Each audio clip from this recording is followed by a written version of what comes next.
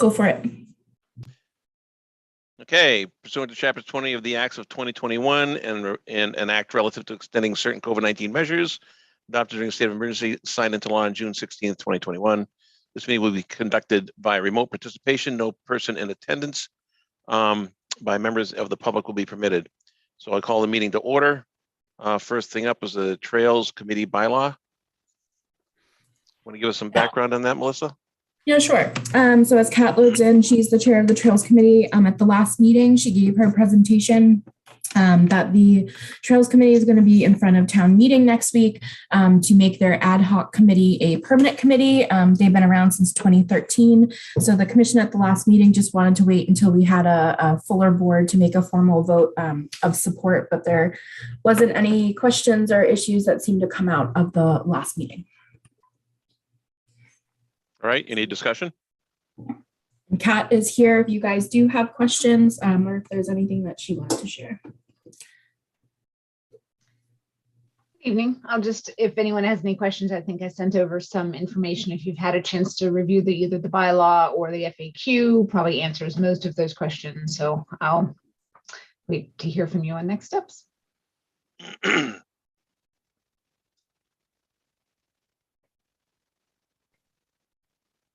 No comments, no discussion from any commission members? Okay. So is there a motion to on the floor to vote for support? Moved. Is there a second? Second. All in favor? Watson. Yes. Pete. Yes. Gregory. Yes. Smith. Yes. And even Farrington. Yes. Zulik, is that how you say it? Yeah, Zulik, yes. Okay, and Pasamato. Yes. Perfect. All right. Well, Kat, I will. Do you want me to get you a formal letter tomorrow? No, not necessary. We appreciate Okay. it. Thank you. Okay. Everyone. See you next week. Thank you. Okay, next up is the approval of the minutes of April 7th, 2022. Anybody have any comments, edits? All look good. All right, do I hear a motion to accept the minutes of April 7th of 2022? So moved. Is there a second? Second. All in favor by roll call vote? Watson, Yes. Pete, Yes. Gregory, Yes. Smith, Yes. and then I think the rest of you are abstaining, but I'm still gonna call you. So Farrington, Abstain. Zulik, Abstain. and Pasamato. Abstain. One sec. Okay. First public hearing is abbreviated notice of resource area delineation, 250 Turnpike Road, map 27, lot 2A, confirmation of wetland boundaries. In accordance with the Wetlands Protection Act, Mass General Laws, Chapter 131, Section 40, and the Southborough Wetlands Bylaw, the Southborough Conservation Commission will conduct a public hearing on Thursday, April 28, 2022 at 7 p.m. via virtual Zoom meeting. The Conservation Commission will consider an abbreviated notice of notice of resource area delineation for a project located at 250 Turnpike Road, map 27, lot 2A for the applicant David Ferris Development Group. The project description is confirmation of resource area boundaries. Good evening, everybody. My name is Tom Schutz. I'm with Goddard Consulting here on behalf of the applicant at 250 Turnpike Road in Southborough. Do you mind if I share my screen? Go right ahead. Okay. Just to start here, this is the property with the colored up site plans that were submitted with the ANRAD package. We have an existing 3-story building right here with an associated parking lot. This is currently not in use, as I'm aware. We also have a pedestrian bridge that's a little bit dilapidated right now, and nobody can really use it.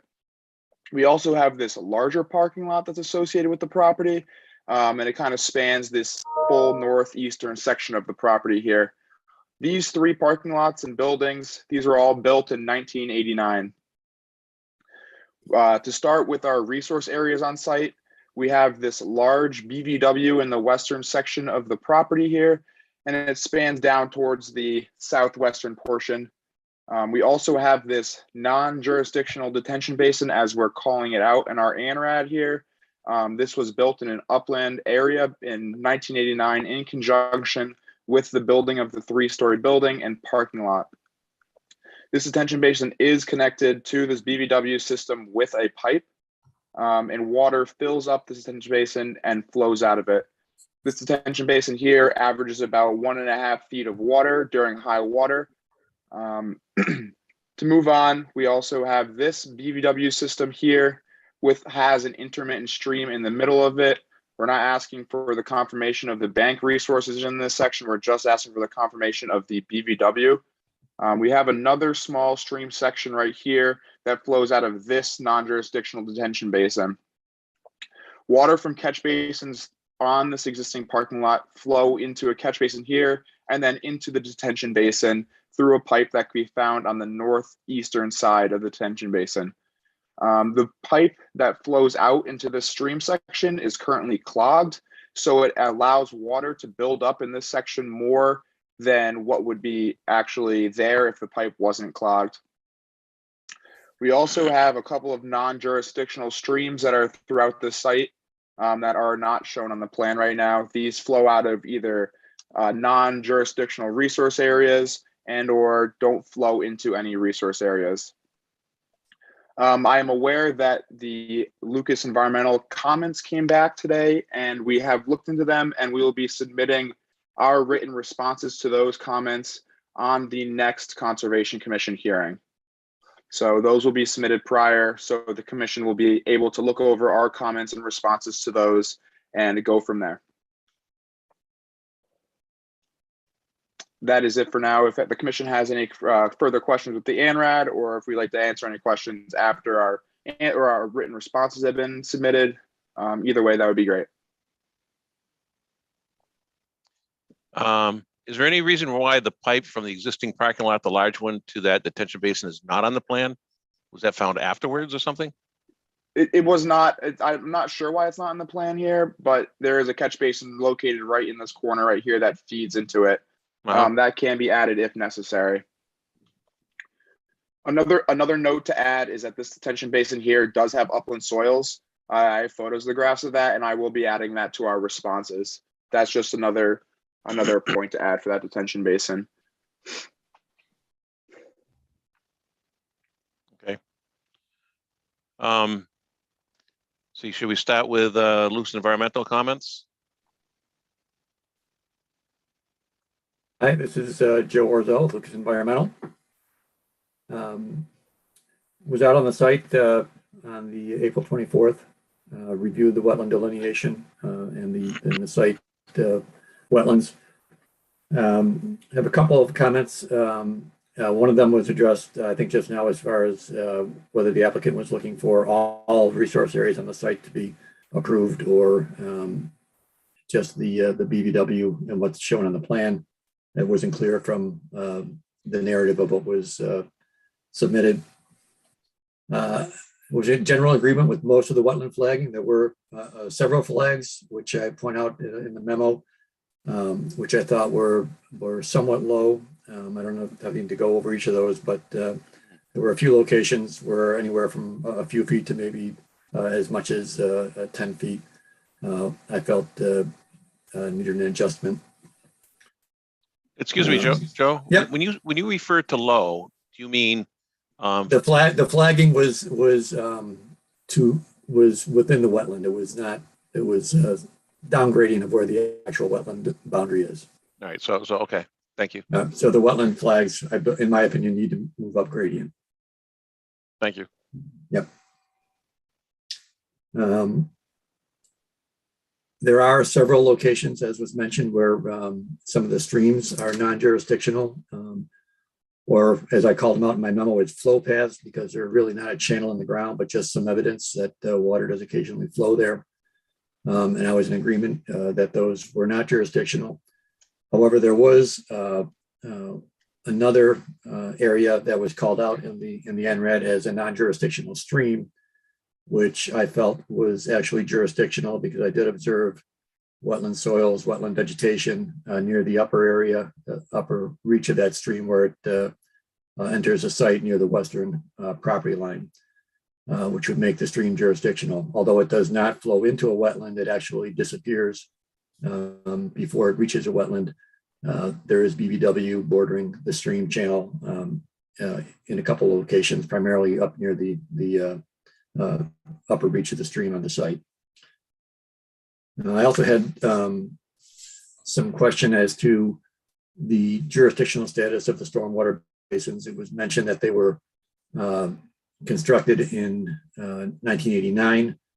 And I just recommended that if the applicant is seeking to have those exempted from jurisdictional consideration, that they provide the information required under the regulations, that those have been maintained in some way or improved in some way since '96. Couple of minor items on the wetland forms. One was, again, whether they were looking for all resource areas or just the BVW resource areas as depicted on the plan to be approved. And the latitude and longitude, there was an error in that. I think it was just an error in converting from degree, minute, seconds to digital decimal formatting. And I think one last thing is that there's extensive invasive vegetation at the site. I just want to point that out. A lot of Japanese barberry, bush honeysuckle, two primary ones. There's also quite a bit of bittersweet and Japanese knotweed in spots. And that's about it for right now.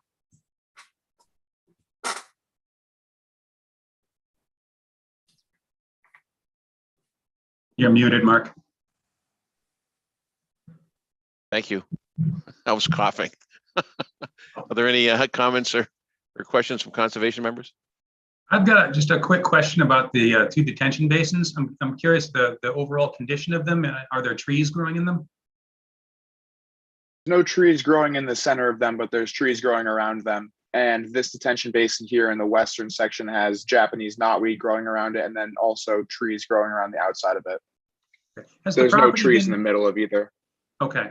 Now I know the property is sat, the building is sat vacant since the CAS companies moved out a few years ago. Has the property been maintained if they had a landscape crew coming through periodically, or is it overgrown? I'm not, the property and the grass in this section has been maintained here. And Okay. I know that there's people currently in the building, so it has been maintained at least some point. Okay. All right. Thank you. I can tell you that the existing large parking lot, I go by this every day to get to my house. More than once a day, actually. The existing big parking lot there hasn't been a lot of traffic through that. So the cracks in the parking lot, they've got, grass and things like that growing up through it. But certainly, as the applicant said, that it's been mowed and that sort of stuff all the time that CATS has been out. And that wetland between the detention basin towards the east and the residential house there that's been vacant for years and years and years and years, deer run through there constantly.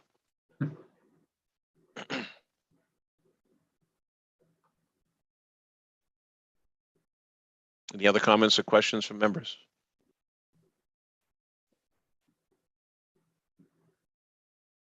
No, okay. So it sounds like we're continuing until the applicant can provide some responses to Lucas Environmental's comments. Yeah, do you want to just ask the public really quickly? Sure. Anybody from the public want to ask any questions or get any clarity on anything here? If you do, raise your hand and Melissa will let you in. Not seeing any hands, which isn't surprising for who I see in the attendees. Okay. I didn't hear the applicant agree to continue. I would like to request a continuance to the next hearing, please. Okay. And just for the record, that's going to be May 12th. So we're only going to be 2 weeks because we switched the last two meetings up a week. So we only have 2 weeks till the next meeting. Oh, is And that Melissa, right? is there a submittal deadline, do you want to submit it a week early, or is a little bit later than that okay? If you can submit it a week early, that's most preferable. But because we have kind of a lessened time period in between, I think we can, just as soon as you can get it, we'll make do. Great, Melissa, I thank was you. unaware that we went back to 2 weeks. I Just thought- No, just so we're getting back on our normal schedule. So we only moved this meeting Yeah. in the last meeting. I didn't know that we had done that. I'm going to have a problem with that personally. Okay. I thought that we were going 3 weeks from here out, not meeting on the 12th. Okay. I won't be able to make the 12th is the issue at this point. So if we've done that, I guess it is what it is, and we'll have to just deal with that. I don't know if it's critical. I will also not be available on the 12th. Is it sorry, to clarify, is it every 3 weeks, starting on the 12th? We just moved the last two meetings. So the May 12th is what was normally scheduled, and we will have our normal schedule moving forward. Yes. So this meeting was supposed to be last week, and the meeting previous to this was supposed to be the week before as well. Right. Last week was, spring break for the schools. So folks had plans. So we had to adjust around that. And I just assumed, my bad, that we were just, going every 3 weeks after that from here on out. So. Is everyone else will be able to make it on the 12th as far as they know?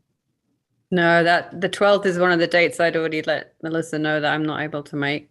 Oops. So if Down that to leaves 4 of us, that will give us exactly a quorum if the 4 of us are able to make it. I'll be able to make the 12th. Okay. Okay, I see a thumbs up. Kevin, Russ, do you think the 12th will work? I can do the 12th. Okay, so sounds like it'll work. Yeah, and if I can change my commitment to my daughter to watch the grandkids, which is what happened, I'll try to be here, but I don't know if I can. That's all right. So, all right. We only have about that. one new application for next meeting, so it shouldn't necessarily be a heavy haul. Okay. Because hopefully we get through a couple things tonight. All right. Sorry about the distraction. So do I hear a motion to continue the hearing for 250 Turnpike Road to May 12th? Is there a second? Second. All in favor via roll call vote? Watson, Yes. Pete, Yes. Gregory, Yes. Barrington, Yes. Zulik, Yes. Smith, Yes. Asamato. Yes. All set. All right. Thank you. Everybody. Have a great night. Thank you. Okay, next up, continued notice of intent, 26 Meadow Lane, map 56, lot 14. Installation of a crushed stone trench with piping to reduce strain of high groundwater to leaching field. In accordance with the Wetlands Protection Act, Mass General Laws, Chapter 131, Section 40, and the Southborough Wetlands Bylaw, the Southborough Conservation Commission will conduct a continued public hearing on Thursday, April 28th, 2022 at 7:10 p.m. via virtual Zoom meeting. The Conservation Commission will consider a notice of intent for a project located at 26 Meadow Lane, map 56, lot 14, for the applicant Septic Preservation Services on behalf of the owner, Meadow Lane Nominee Trust. The project description is installation of crushed stone trench with piping to reduce strain of high water groundwater to leaching field. Everyone, my name is Brendan Kling from Brady Consulting, representing the applicant. Let me just share my screen here. I can show you the updated plan. All right. As you may remember from last meeting, I think there are a few main action items to address. Primarily, we wanted to move the crushed stone trench off of, or rather out of the wetland area and fully into the pavement. So kind of ended up being a little bit of a rotation, a little bit of translation onto the pavement. So you see from our little note here or detail, we get the trench 1 foot into the pavement. So pavement, the trench, and a foot on the outside edge as requested. And then on the outside of that, there's the erosion control, of course, during construction, which has remained exactly the same. We also added a access note,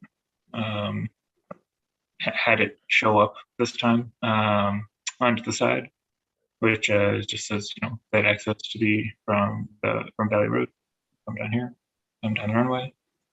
All machinery should be, washed down as necessary before leaving the site, just so they don't track mud and everything up the road. And then to just conduct regular street sweeping along the airstrip road as necessary.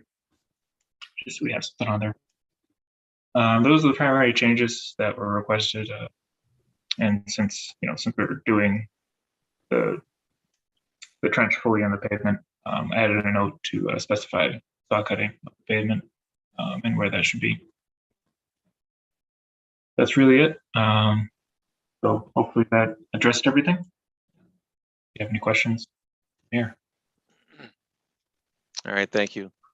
Mr. Smith, I know that you had some comments on this one. Has the applicant satisfied your comments? Yeah, no, it's it looks good. We're now basically it was if the trench couldn't be moved into the road, we'd be looking at if it was actually going to go into the wetland. We're looking at some wetland replication, but Mr. Kling's been able to avoid that entirely. And our discussion last time was regarding mitigation. Of course, there's some invasive management that'll take place, but I think the biggest mitigation is avoiding what would pretty rapidly, I think, become an emergency repair of this large system immediately adjacent to the reservoir, and avoiding that by itself, I think, is some pretty good mitigation. That would be a disaster. All right, thanks. Anybody else in the commission have any comments, questions? Okay, anybody from the public?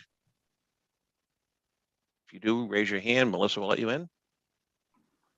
No hands. Okay, I believe we can close this hearing. Do you hear a motion to close the hearing? So moved. Second? Second. All in favor via roll call vote?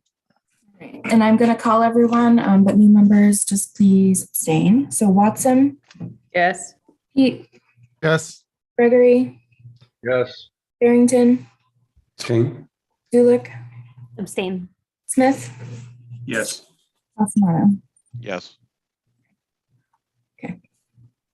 All right. So do you want to come back at the end like we usually do for the issuance? Yeah. That way we don't have, the public sitting around waiting for that sort of thing. All right. We So are at Brenda, 7:23, so we have a 7:20 public hearing posted, so we can go ahead and start that one.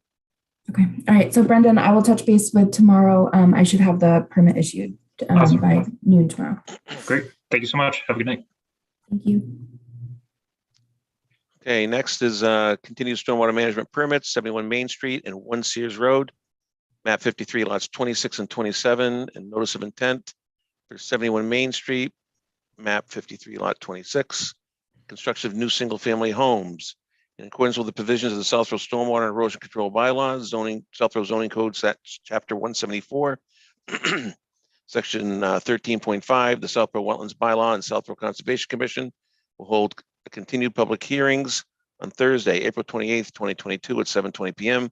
by a virtual Zoom meeting on the petition of 76 Fisher Road LLC for construction of new single-family homes and associated infrastructure, 71 Main Street and 1 Sears Road, map 53 lots 26 and 27. These hearings are being held concurrently, but each address has a separate filing.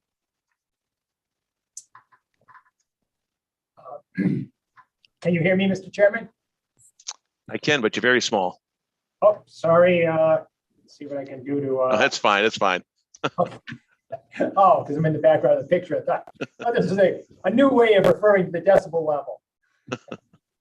So at your last meeting, we mentioned that the previous applicant, 76 Fisher Road LLC, had actually sold the property on the corner, lot 3 on that plan, which was going to be retitled as number 1 Sears Road, had sold that to Brendan Giblin. And Brendan Giblin, while not yet the owner of lot 4, is to be the owner of lot 4. And actually, Melissa, that's not the last plan. This is the last stated one that I got. There should be one 415. 415. All right, hold on. Sorry. Nope, that's my bad.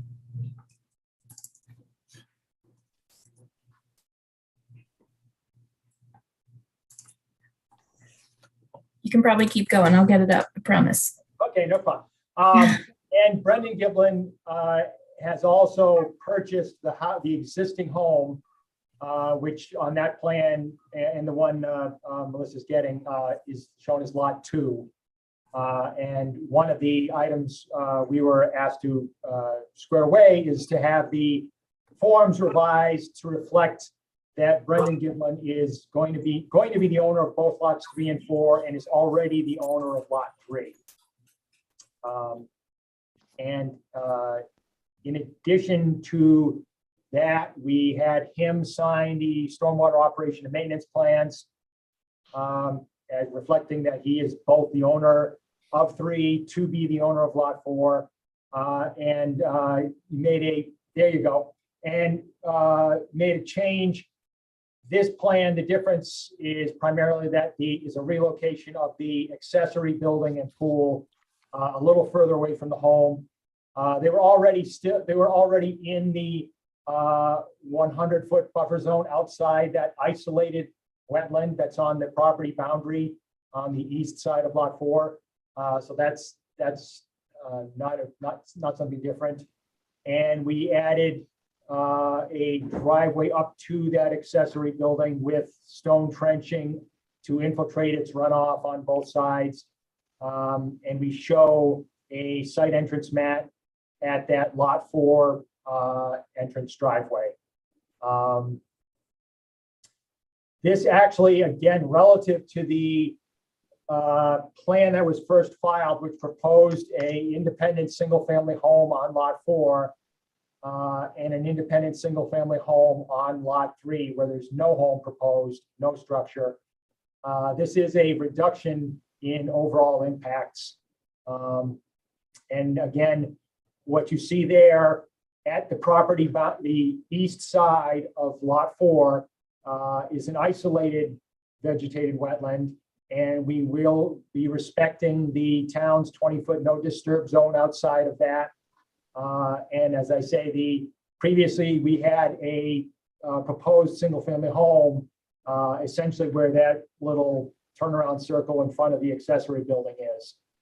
And just again, for reference there, it's a little hard to see, but underneath, if you look near the notation of lot 4 and 43,901 square feet, you can see one corner of the existing tennis court. And that's why the drainage numbers for this lot work, is that we're going to infiltrate the runoff from that driveway. And previously there was a tennis court there with no facilities for capture of its runoff. I guess I'll just leave it at that. I know we covered a bit of the ground before with the previous hearing, but the primary changes are that documents were filed to reflect Brendan Giblin owning lot 3 and to be the owner of lot 4, and the pool and accessory building were moved in this last filing, the plan dated 4/15/2022. I'll try and answer any questions that you have. And Jim Venacasa may also be on the line available to answer. Okay, thank you. I was not at the last hearing, so I don't have any context here, so I'm going to open up the commission for questions and comments. Yeah, we didn't discuss this the last meeting. It's been a while since we've seen this, so this is kind of a new plan for everyone.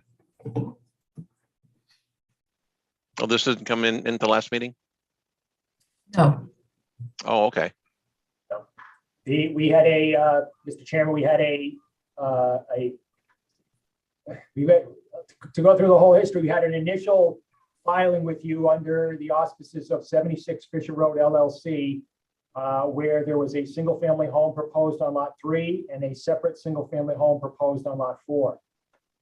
Then your agent, Melissa, made us aware that we should probably take a look at the easterly boundary of Lot 4, that there may be a wetland resource area there. That was then flagged by Scott Goddard and Goddard Consulting.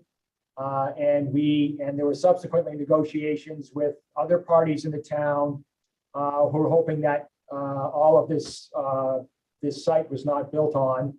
And Jim Benincasa, 76 Fisher Road LLC, was amenable to that argument and subsequently agreed to sell the existing home, which is Lot 2, and Lots 3 and 4 to Brendan Giblin. Brendan Giblin proposes nothing, just a driveway entrance and a walkway on Lot 3, and he's just going to use the north end of Lot 4 as really a continuation of the yard to get to the pool and accessory building. That's what's going to happen on Lot 4. There's not going to be another single-family home there. And the previous version, we had taken out the home on Lot 3, and the pool and accessory building were both near the property line between Lot 4 and Lot 2.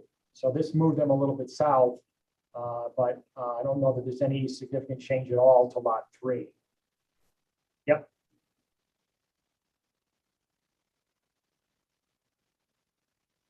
Yep. Okay. And what's the purpose of the driveway off of Main Street? The driveway is because that accessory building may end up becoming, there may be an in-law apartment there. And they wanted to have ability to drive up to it rather than simply having to go to because as now proposed on that plan, the existing house, the driveway there is actually, the garage and the driveway actually fairly distant from that accessory building, and if it was used for, as I say, an in-law apartment, they'd rather have something be a little closer. And also, boards, Jim Benincasa, there is an opening in the wall, an existing opening in the wall right there where he is going to be coming off for that for the garage or barn. Okay. All right, any questions or comments from commission members?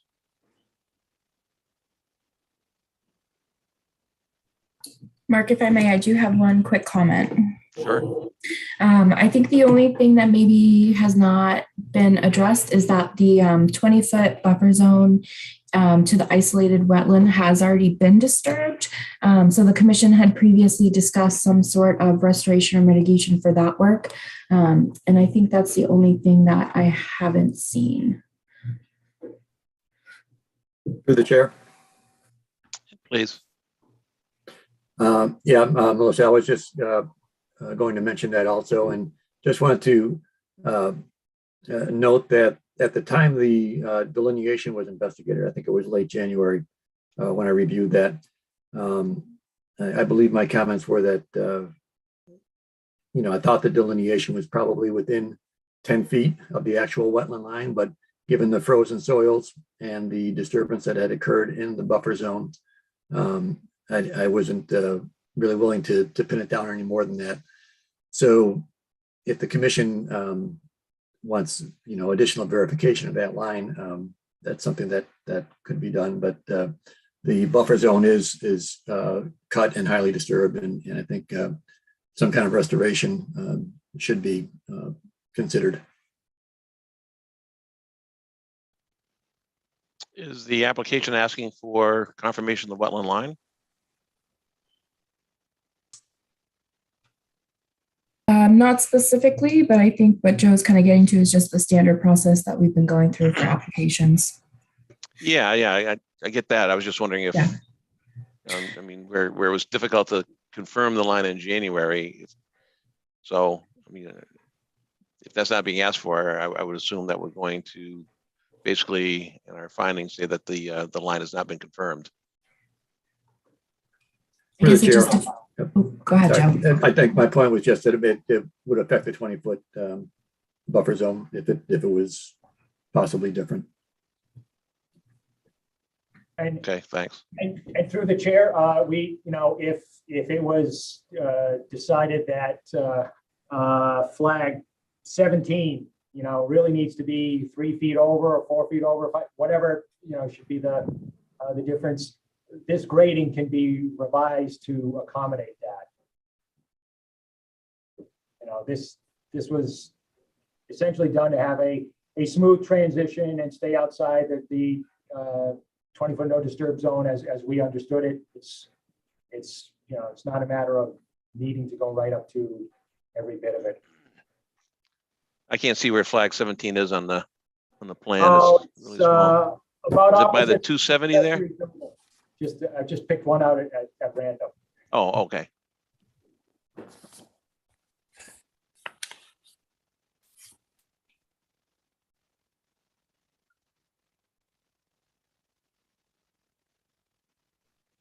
All right, so does the applicant have any response to, providing some sort of mitigation given the service of the 20-foot?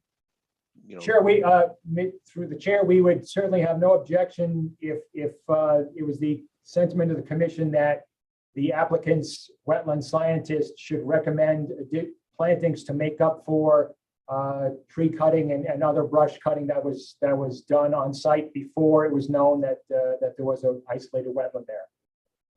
Well, we would typically look at the applicant to provide some recommendations that we would review and approve. That's sure.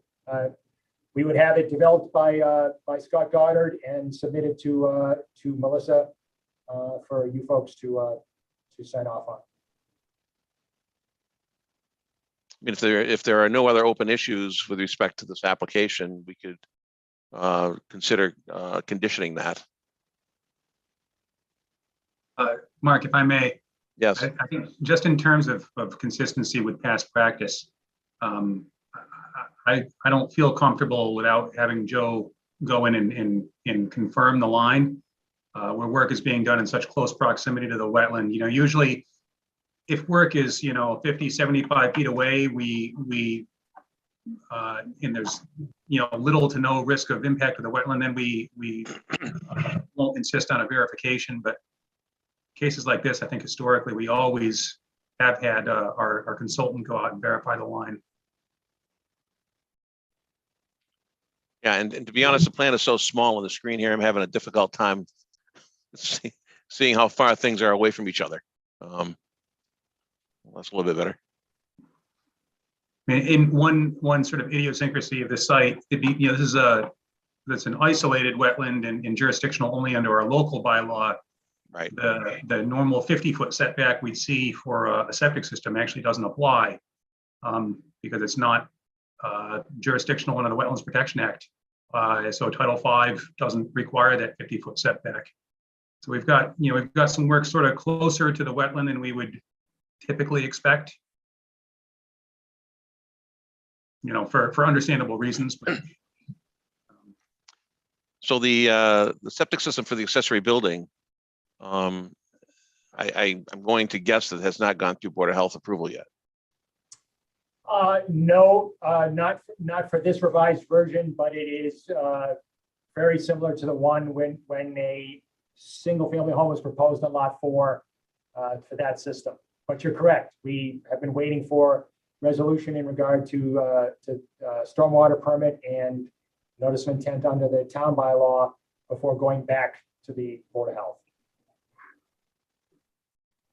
And as far as that septic system design, are you proposing any sort of barrier or anything to the eastern side of that? Should you have a breakout that it doesn't find its way into that isolated vegetated wetland? If you look at the beside the 276 proposed contour to the north, northeast, and east of the septic system area, you see a little It's a little hard to see hatched line, but that is a low retaining wall to do just that. I assume that was sort of some sort of a stone retaining wall or something to deal with the elevations. Exactly.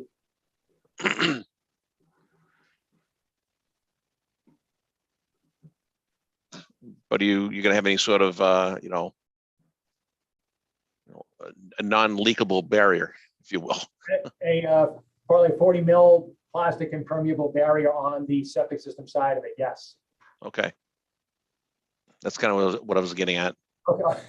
Okay. I didn't catch the thrust of. Sorry. Remark.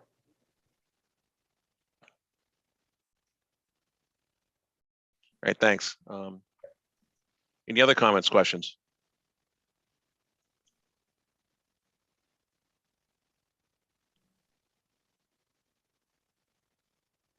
Anything from the public?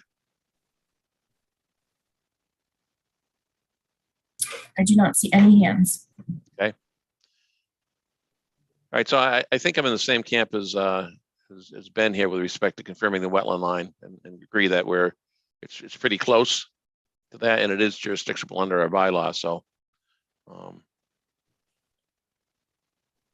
think I'd like to have Lucas Environmental go out there and and identify where that wetland line is to make sure that we don't have any potential issues moving forward, and we're consistent with how we operate and behave. Mark, did you want to make any action on the stormwater permits tonight? I know that maybe based on the grading on lot 4, some of that grading might change somewhat, but I think that can be done through an amendment if the applicant is willing to that. If we want to get at least the stormwater permits off the way, so we don't need to worry about the quorum for stormwater the next meeting. Sure. And through the chair, I guess we would hope we could get a stormwater permit issued if possible for lot 3, which is obviously is quite distant from the isolated wetland.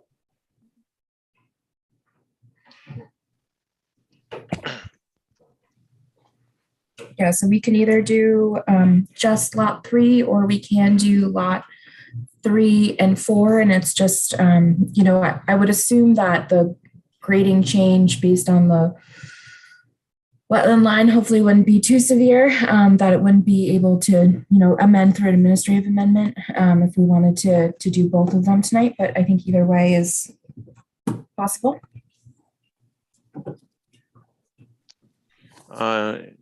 Any opinions from commission members?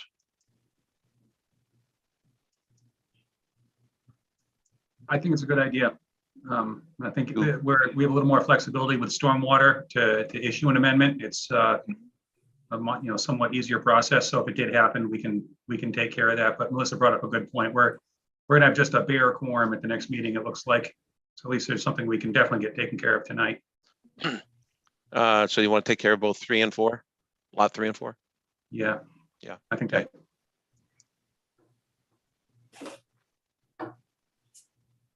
All right. I think those are ready to be issued.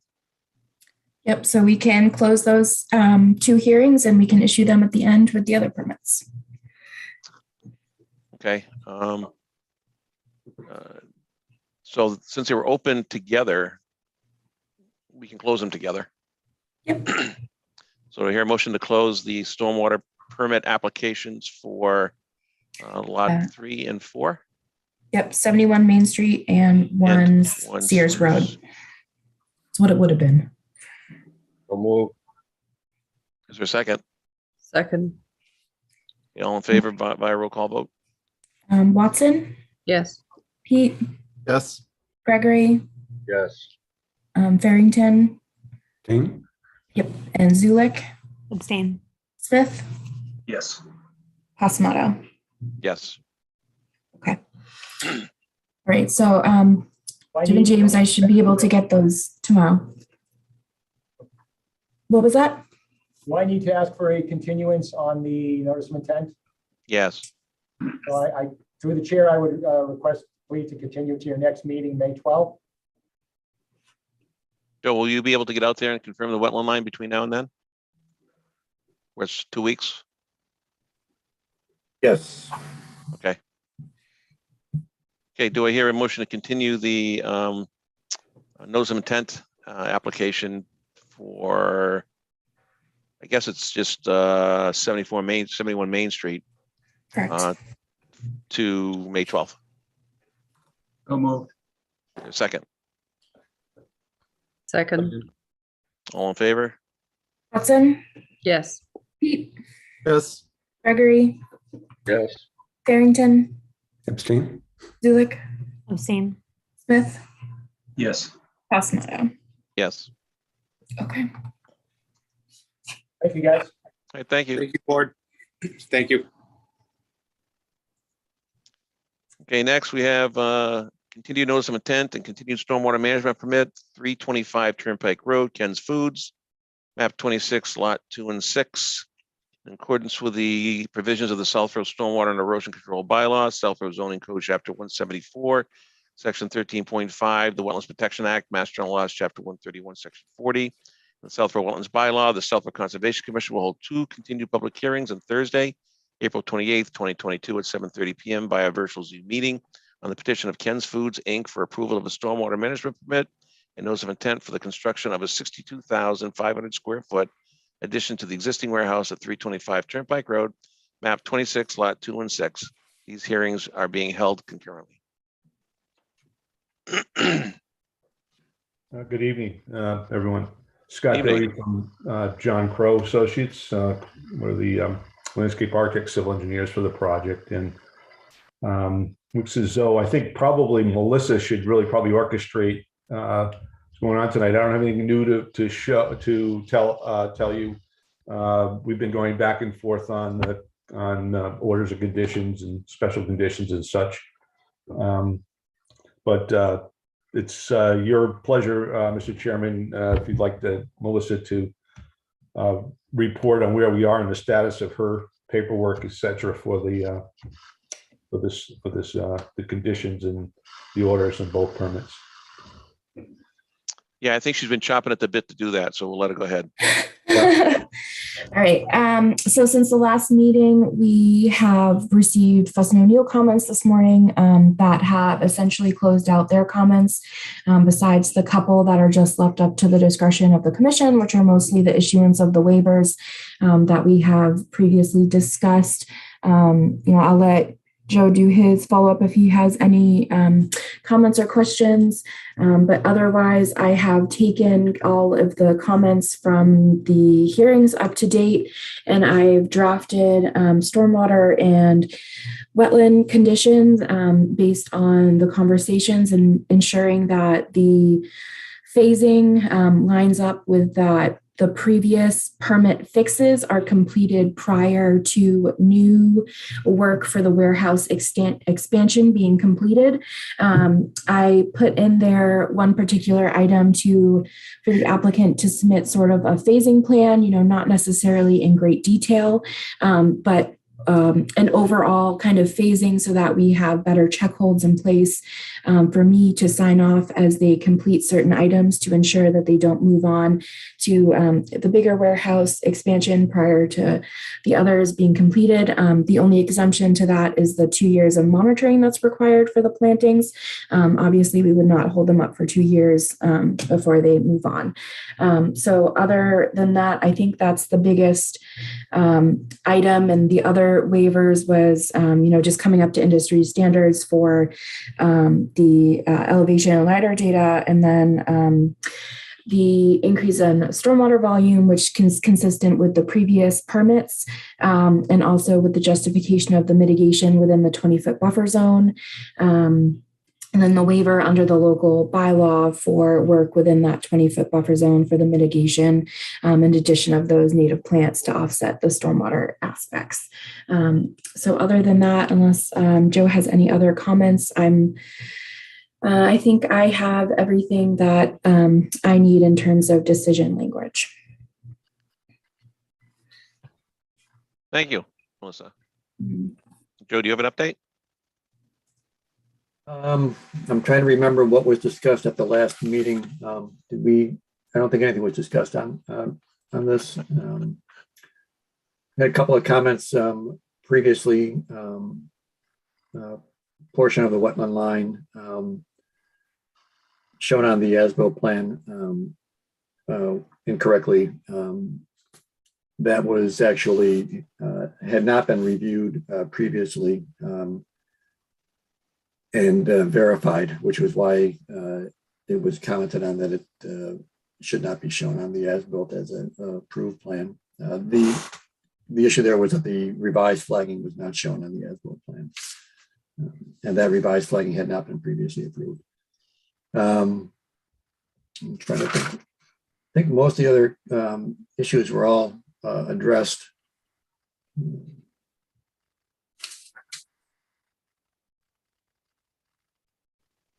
Yeah, I think that was about the only really outstanding issue.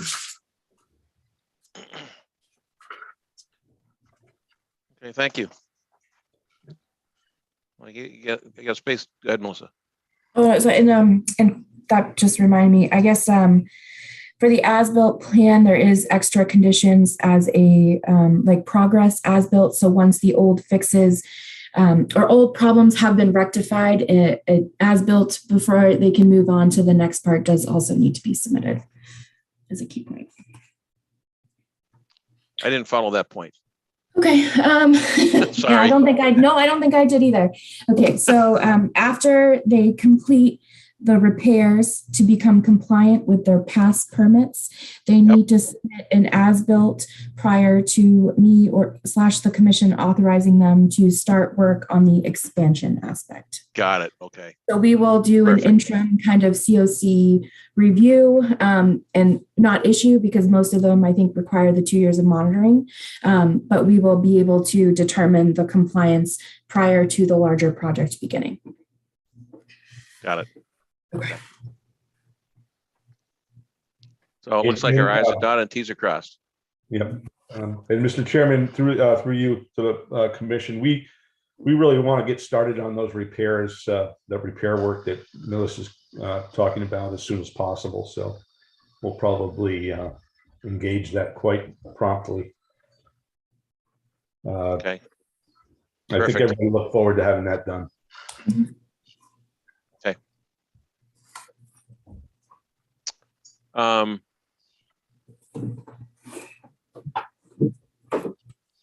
So we're just going to issue the new order for the notice and the stormwater permit.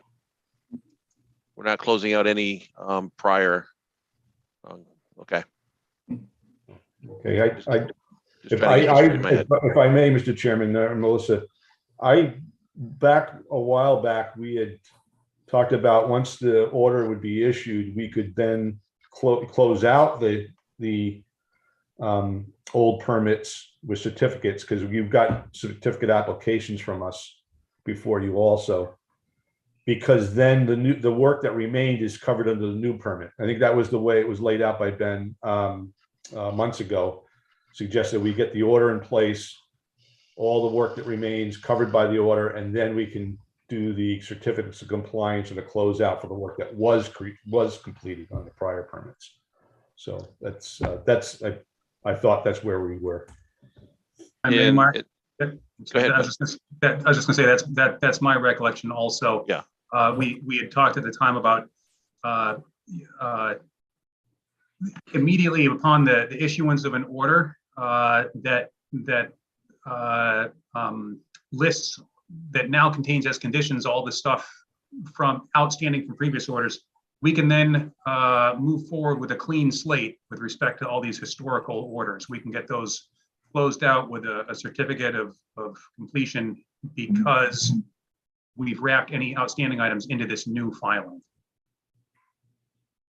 Right. I'm just thinking logistically that there's a 21-day appeal period for this. Oh, yeah. Right. So we can't actually act on it this evening. Yeah, what you could do is wait for the as-built plan to come in, and pending that completion and substantial compliance, that might be a better time to issue the COCs. That way you kind of have your final as-built that I can save in those specific project folders that kind of close that loop as well. So they had their as-built from when they submitted this now to show the current conditions, and then the updated one when those prior non-compliance items are rectified. I don't see a problem with that. Do you, Bill? I don't see a problem with that approach. No, I was under the impression that's how we were supposed to do it anyhow. Oh, okay. All right. That we were going to, I mean, they were going to issue this permit. We were going to complete the other work. They weren't going to issue the certificates on the other work until it was completed. Thank you. Is that correct? Yep. Yeah. Thank you, Mr. Chairman. Thank you. Thank you, Okay. Bill. All right, so we can close this hearing. Or Okay. hearings. Do you want to ask the public first? Oh, Sorry. yeah, sure. I'm sorry. Any comments from the public? I don't see any. Okay. Okay, but we must ask. Do I hear a motion to close out the hearing for the stormwater management permit? Moved. Second? Liz, hold on. Liz has to abstain. Sorry. Sorry. I'll make the motion. Okay, thank you. Second? Second. All in favor? Watson, Yes. Pete, Yes. Gregory, Yes. Farrington, Abstain? Zulik, Abstain. Smith, Yes. Osmato. Yes. Okay, now do I hear a motion to close the hearing for the notice of intent? So moved. Second? Second? All in favor? Watson, Yes. Pete, Yes. Gregory, Yes. Farrington, Abstain? Zulik, Abstain. Smith, Yes. Osmato. Yes. All right. We will come back to those at the end. Okay. Thank you. Thank you very much. Thank you. Good night now. Good night. Thank you. Okay, moving on to new and or continued business. First up is 84 Main Street discussion and project changes updates. I don't see Peter in the attendees next or yet, but I do see number 2 there ready. Okay, we'll move on to number 2, Chestnut Hill Farm Management Plan. Okay, so I do have 2 members of the trustees here who I will promote up. In the meantime, as a reminder, we had been waiting for comments from the Open Space Preservation Commission, which we have received, and I sent you all and is on the Dropbox. So essentially tonight, I think what we can go over is discussion of the Open Space Preservation Commission's comments and any comments that the commission would like to carry forward as recommendations to the trustees. My also understanding is that I guess the select board also discussed this on Tuesday at their meeting, but I don't know what came out of that. I hadn't heard any follow-up about it. Because they had So asked for we didn't receive any correspondence or anything? No, we have not. No. Okay. Which folder are they in the Dropbox? I think they're just in the main one. They're not in a specific folder. The OSPC is in a Word doc.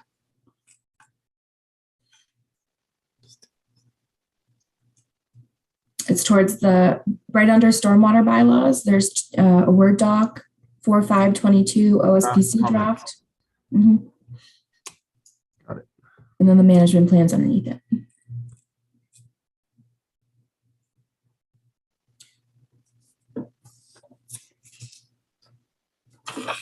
I don't know if you wanted to hear from DA or Mike. I think they've also looked at the open space comments, so maybe they could have some feedback and their thoughts on their recommendations.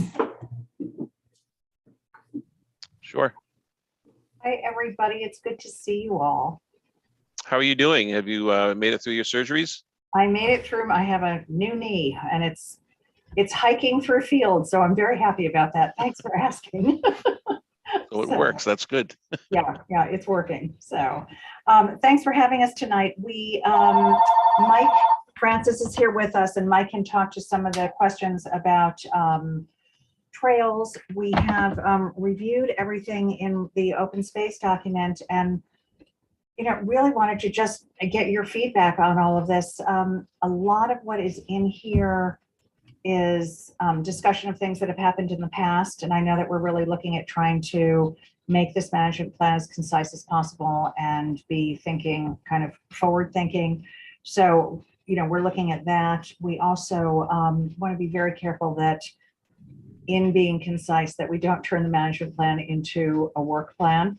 And, you know, we do that every year. So if there are things that need to be addressed, for example, if, you know, we're talking about making a change to a trail, or we meet with a, you know, a group in town who's looking for something specific at the property that might not be in the management plan, that's something that we would discuss internally and then meet with Melissa and discuss with her, and she would determine whether it was something that was to be brought to the rest of the Conservation Commission. So if there are specific things in the document that Open Space put together that you wanted to talk about, we're more than happy to do that. And as I said, you can see Mike is here with me as well. All right, thanks. Hi. Did you have some comments, Mike?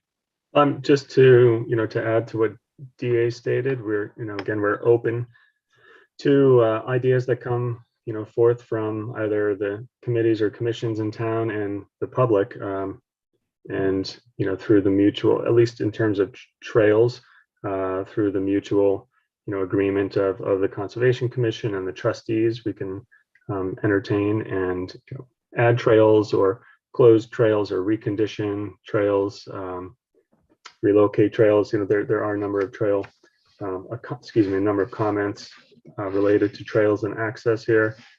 I believe everything in our plan, you know, meets the needs and the requirements rather of the conservation restriction, and kind of builds upon the previous management plans that, you know, we've reviewed and, you know, gained Concom's approval approximately every 5 years.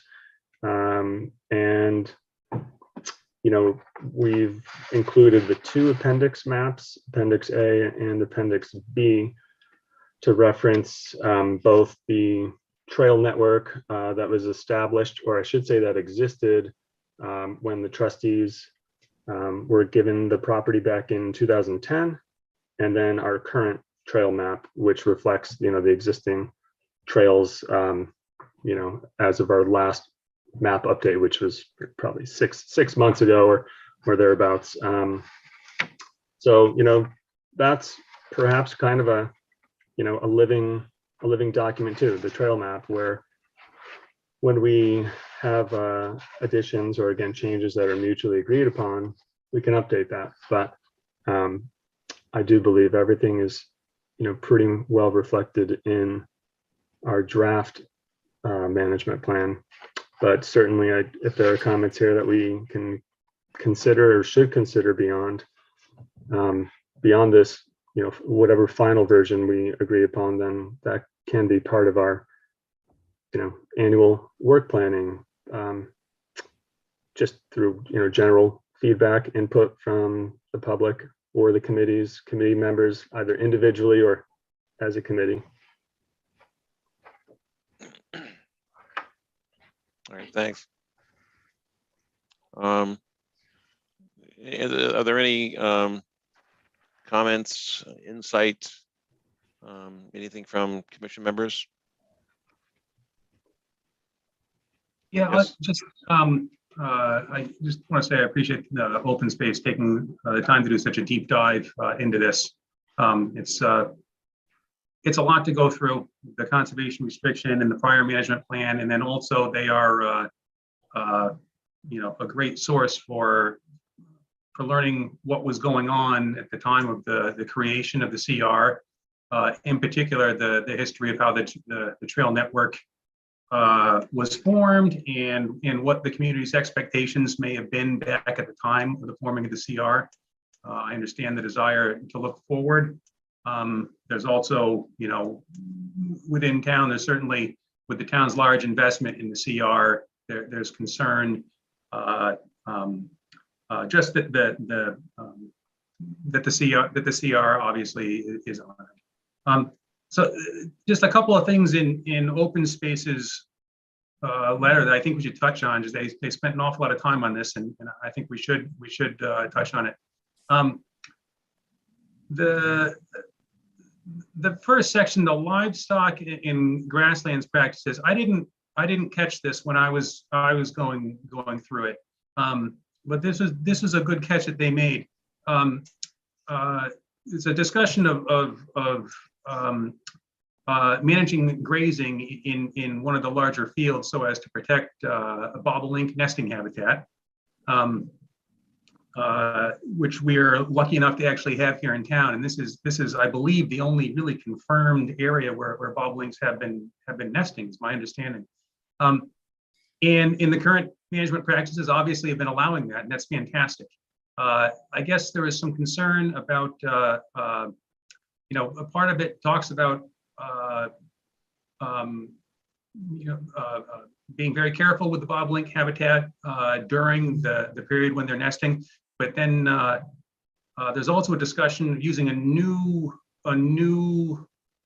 agroecological approach that maybe just some discussion will clear this up, but it seems to almost contradict that things are now going to change to use a new sort of experimental approach that may be more activity intensive in this area during periods when the bobolinks are nesting.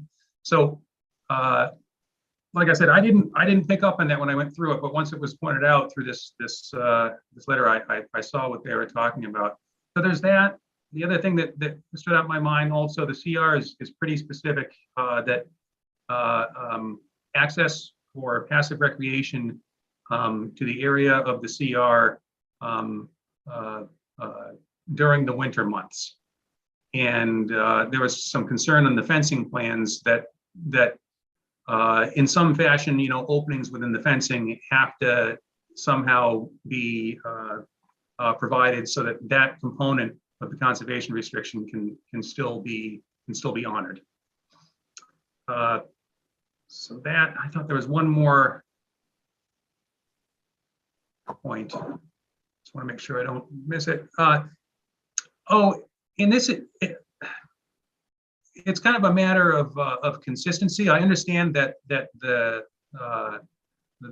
trustees are managing farm activities on not only on the area covered by the CR, but areas outside the CR as well.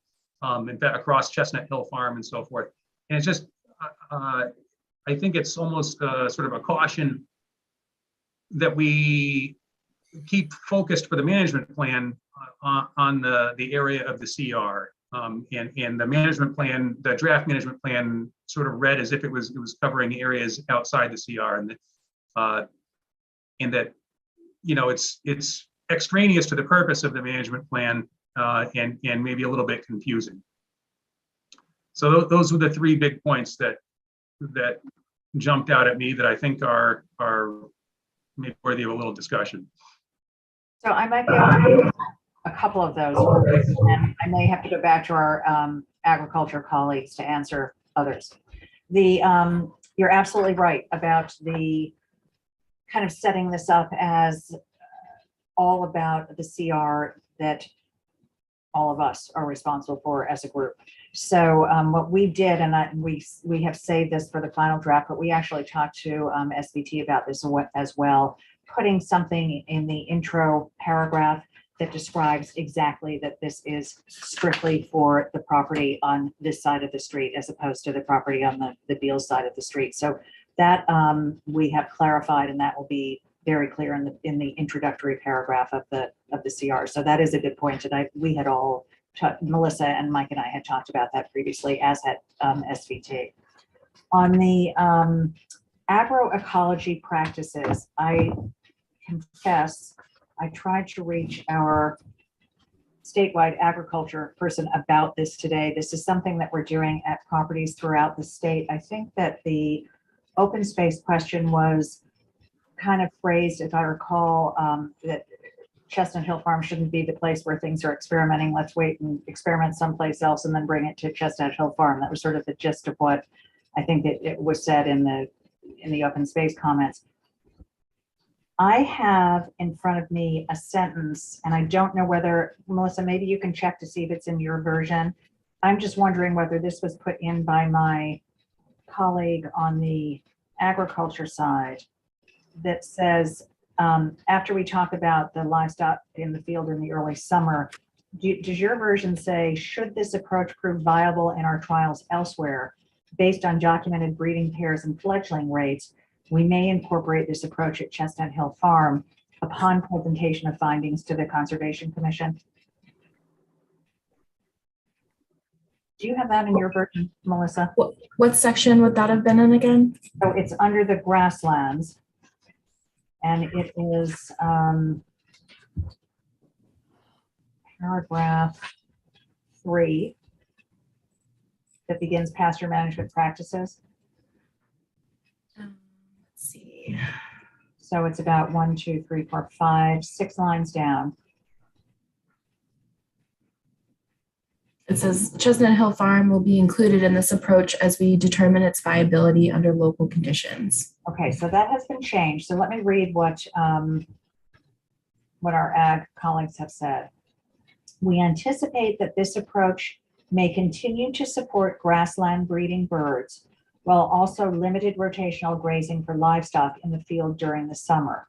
Should this approach prove viable in our trials elsewhere, based on documented breeding pairs and fledgling rates, we may incorporate this approach at Chestnut Hill Farm upon presentation of findings to the Conservation Commission.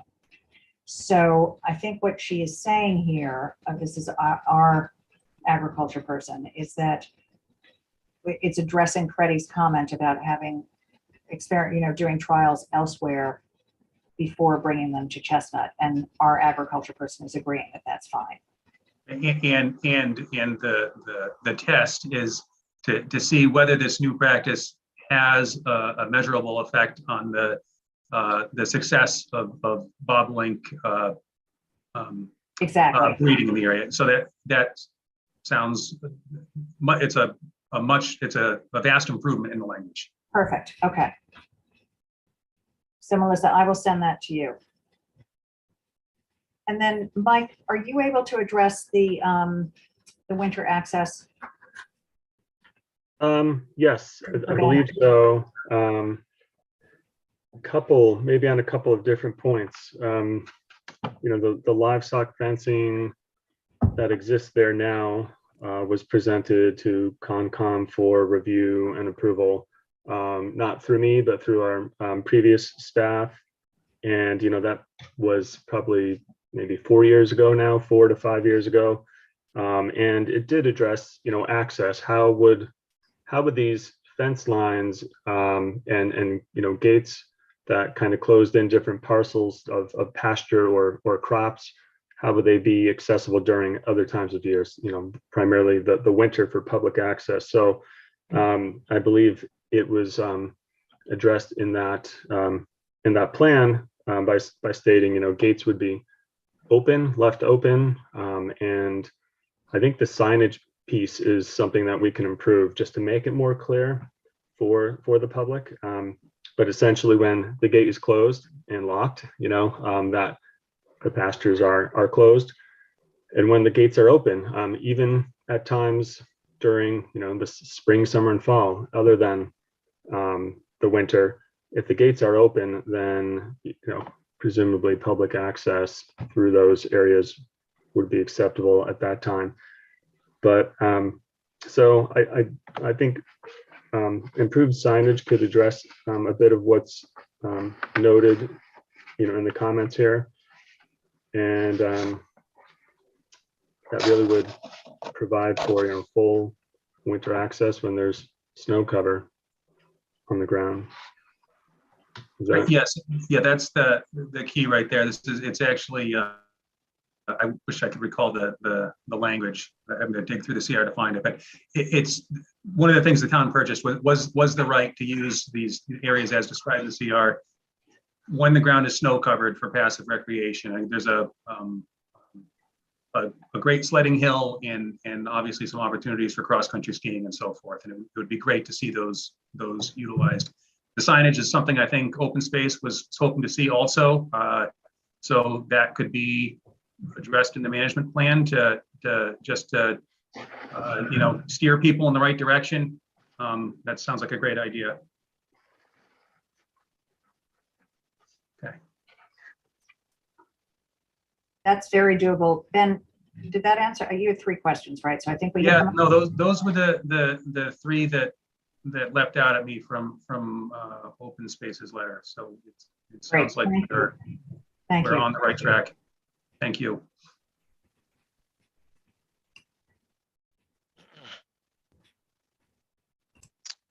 Are there any others that require any discussion?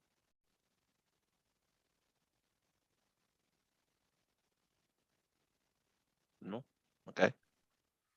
So DA, is the next step to get a revised version?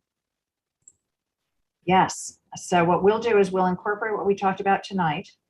We'll incorporate the things that Melissa and Mike and I have worked with SVT.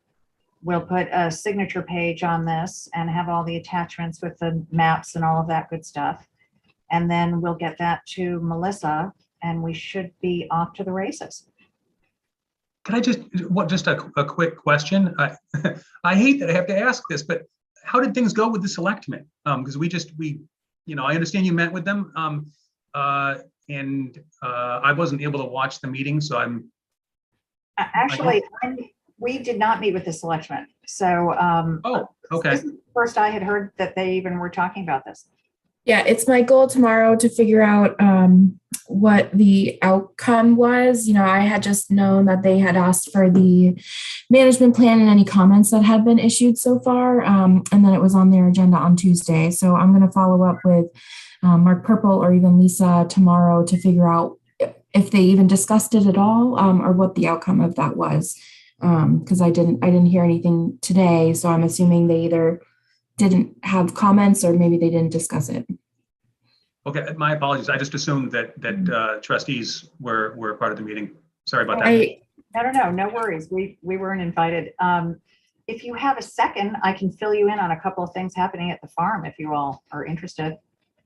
Do you want just a real quick update? I would be. It's okay with Mark. Yeah. Mark, is that okay with you? It is. Yep. Just very quickly, we've been working on the Deerfoot barn for, it feels like a lifetime.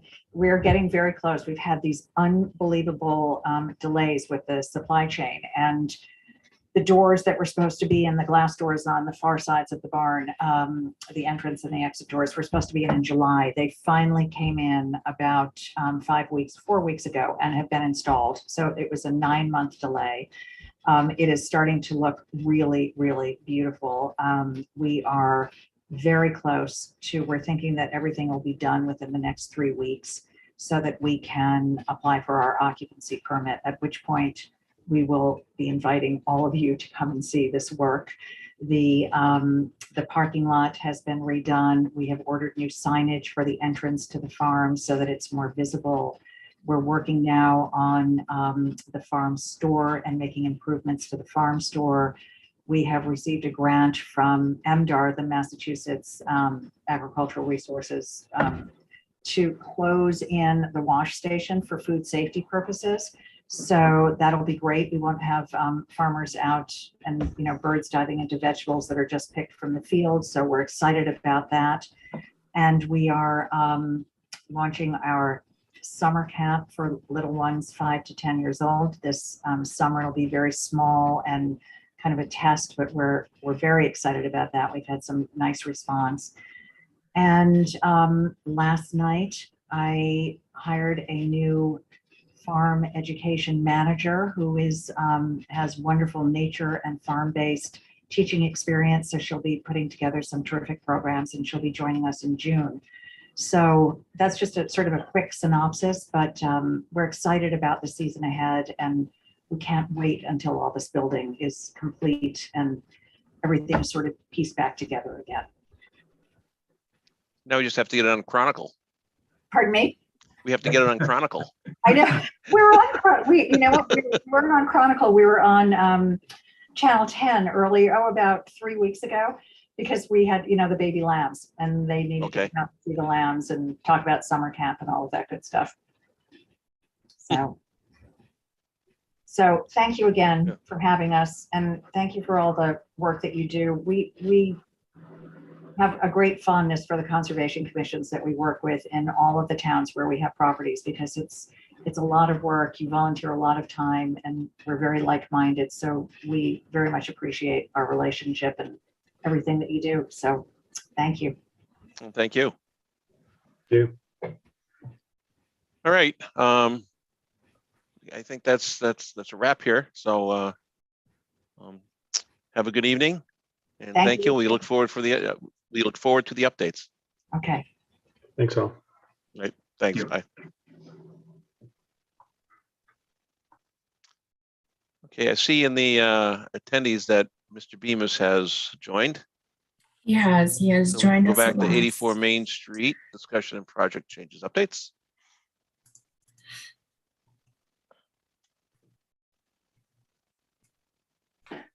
Hi there, sorry. No worries. We had other agenda items. You just had to wait longer. That's all. Okay. Long day. So do you need to open with anything, or can I just jump in? I did present. You can jump in. briefly. Okay, great. So 3 weeks ago when you last met, I was able to just briefly outline the changes. Predominantly the wildflower grasses have established very well. Those were native plantings that were completed. And there was a couple of areas that we had made mention on the plan to do some additional seeding. And the pool is still underway with construction. The bounds to be set, John Brascoli has some antique granite markers that are at his property in Sudbury stockpiled. So we'll be moving those there and putting those in by survey. So they're on the boundary. And the other thing that we added was to address the stormwater improvement that was made without anyone's knowledge, was that we would put in a mitigation system, and that's a fairly robust infiltrator system that's going to go in and capture that roof water that's coming off of the carriage house. Otherwise, everything's pretty much there. The pavement is still low. When you go out there, you'd see cobbles along the edge of the driveways. That edging is all complete now. The asphalt for final level would be put in, and that is going to be an exposed aggregate type asphalt, so it will look antique. That's part of the details that John wants for the property. And I do believe that the antique trellis, that was the other thing that hasn't been erected yet. That was going to go underneath the tree line closer to the small cottage on the east end of the property. So I'd be happy to answer any questions. Look forward to try to put all this together and then get you a final as-built, because I believe the project should be completed before this year is out. Thank you. Thank you. So anything that I see in the plan here in red is work yet to be done? Underway or and yet in to progress? be done. Yes, yes. So that's sunroom, pool, bounds, intercept there over by the carriage house, antique trellis, etc. Right. The two red arrows in the lower right of my screen, what do those represent? Right there. Yep, there was some additional wildflowers that we needed to have. That it wasn't as robust as the other section on the site. It's likely that there was some, later activity or just they didn't take well there. So I had just said to add more seed mix there, and that should have already been completed because we wanted to try to get that done before spring. I mean, spring's really here now, so. We should start to see results from that shortly. Okay. All right, open up to the commission now. Any comments, Questions from commission members? Yeah, I guess I do have just to reiterate a comment that I've made in the past. We have a condition in our order of conditions. I can't recall the number off the top of my head. But it was a requirement that all plantings done as part of the project within the buffer zone be native species. There's a standard condition that we have on every order that we've issued while I've been part of the commission. And on this site, a lot of non-native plants were added, after the filing of the notice of intent. And I just have trouble wrapping my head around that and how we can be consistent with everything that we've done in the past. I mean, at this point, we must be talking hundreds of orders of conditions. And it would be difficult to address all the folks that have lived with this condition and honored it through the years if we were to just, in this particular instance, just ignore it. I mean, it's really further complicated. There's a project immediately next door across Deerfoot. So as I believe my first year on the commission, somebody who came and met with Beth, in fact, and learned about this condition and did a very thoughtful native planting design in their backyard, right next door. So we haven't, I addressed this once before. Obviously, Mr. Deli Pascoli was upset by the comments. I think misunderstood them to some degree, referring only to plantings added as part of this project, not anything that was existing on the site before. But also in situations like this, we look for some form of mitigation or something that we can hang our hat on. And I don't know. I guess as it stands right now, I can't get past the violation of that condition. Everything else looks great. I have no trouble with an amendment there.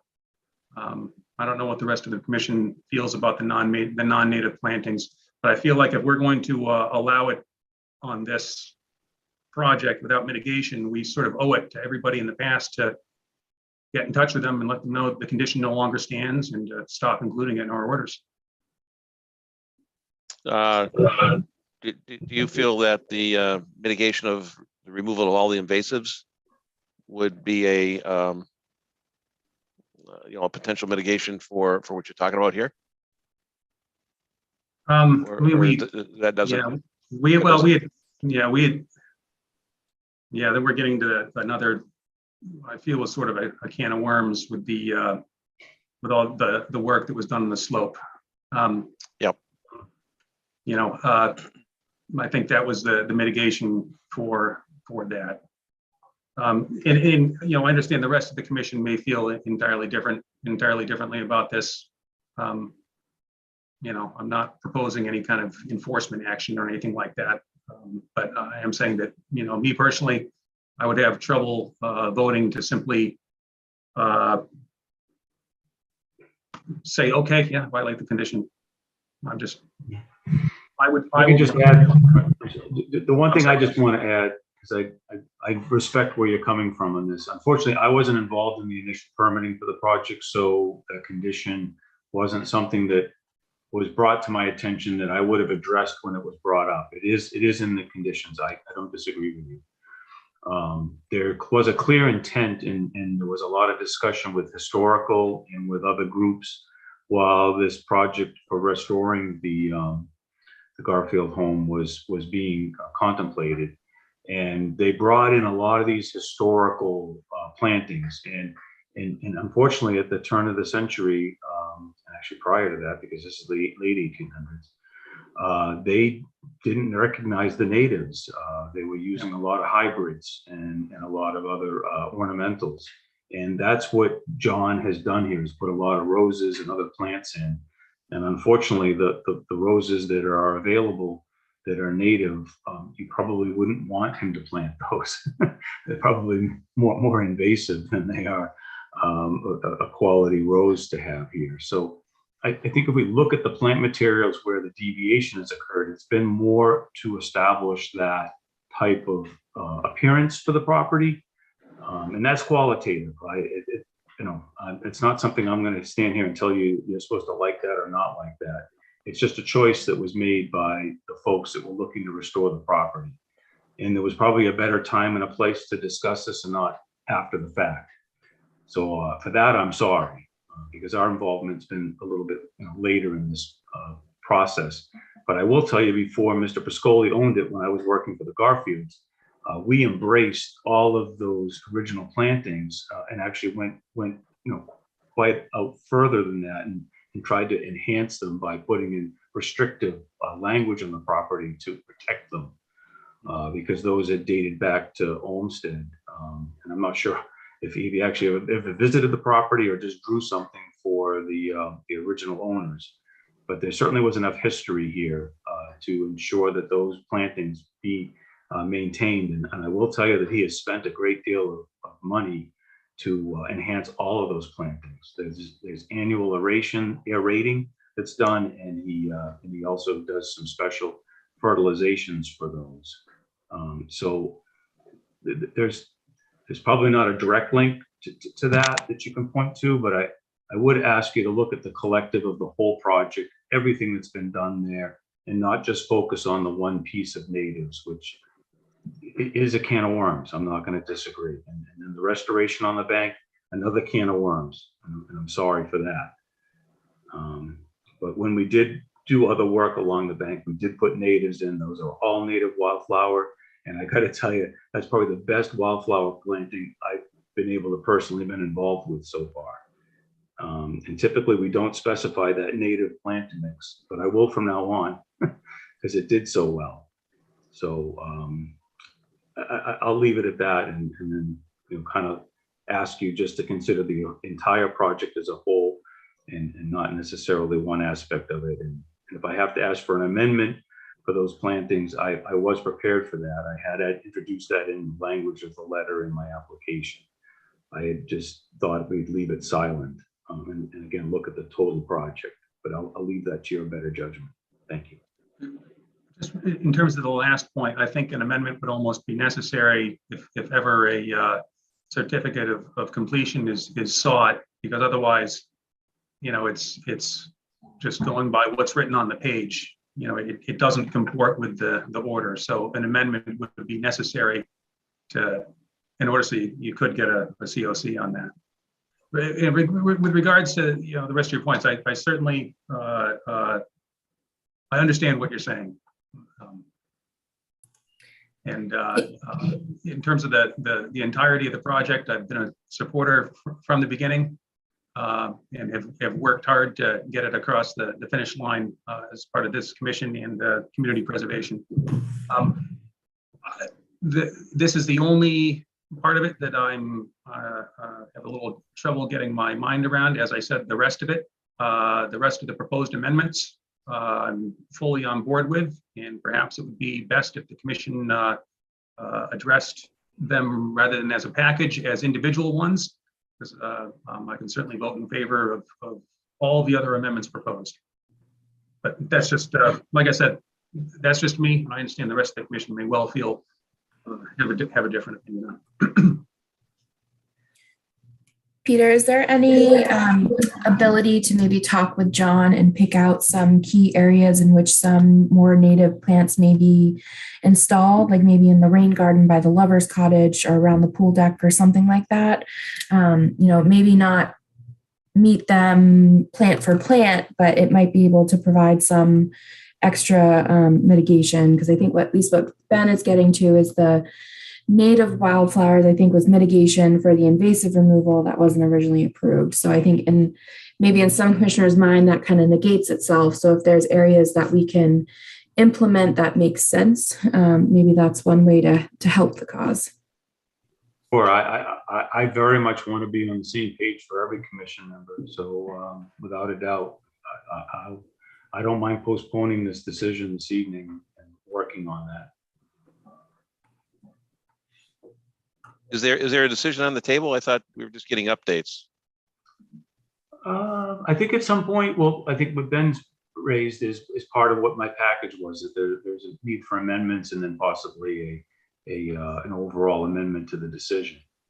Because at some point we will want to close out this project.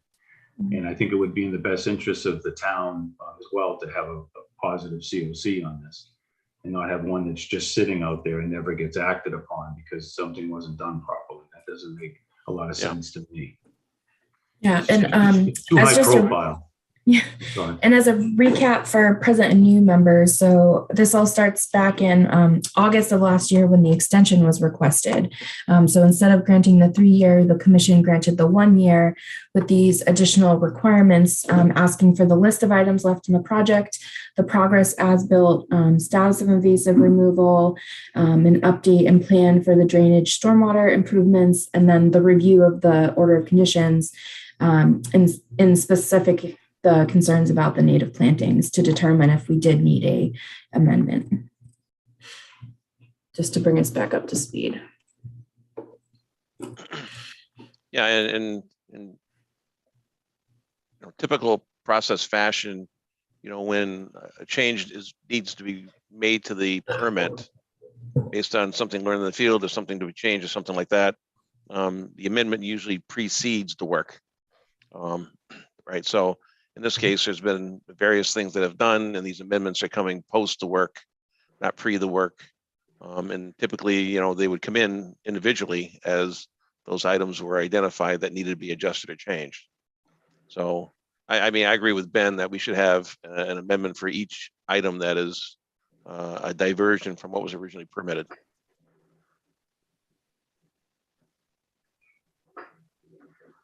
Okay, well, I'd be glad to put that together for the next meeting. And then I can try to put together some mitigation. And then what I could probably also do is just qualify what plantings are there that are the non-natives that we are focused on. And again, I tried to provide you with the evidence for the discussion on why they were put there. They were there historically, and the Historical Commission was part of that decision-making process. But it certainly isn't intended to try to trump what the Conservation Commission's decision says. I know what it says. I just wasn't part of that. I wasn't the designer that was involved at that time. So I'm trying my best to build all the bridges that I need to cross the troubled waters, if you will, and get us to where we need to be. So by all means, there's no need to rush on this. I'd rather get it right. So I'll see you in 3 weeks. If you'll kindly allow it to continue further. Actually, in 2 weeks. Okay, 2. You got that much I work was ahead of surprised you? by that too, but it's 2 weeks. Okay. Well, it's good to see all the new faces on the commission too. Sorry to see some of the old faces gone, but congratulations. Oh, I thought you were going to say members. sorry to see some of the old faces still here. No, I wasn't going to say that, Mark. It's just good to get some new blood on the commission. It's great. So. All right. Okay, so I'll see you in a couple of weeks. Melissa, Get your homework. I'll follow up with you. Thank you. Yep. Thanks. All right, have a good night. Yeah, you too. Okay, next up is SMP bylaw and regulations update. Yes, so I have been working on whether it turns out to be a policy or it's included in the regulations for that lesser amount of disturbance. So quickly for the new members, we are updating our stormwater bylaw and regulations to bring it up to kind of a more industry standard. A lot of the calculations for rainfall amounts and requirements have kind of changed since this original bylaw was enacted.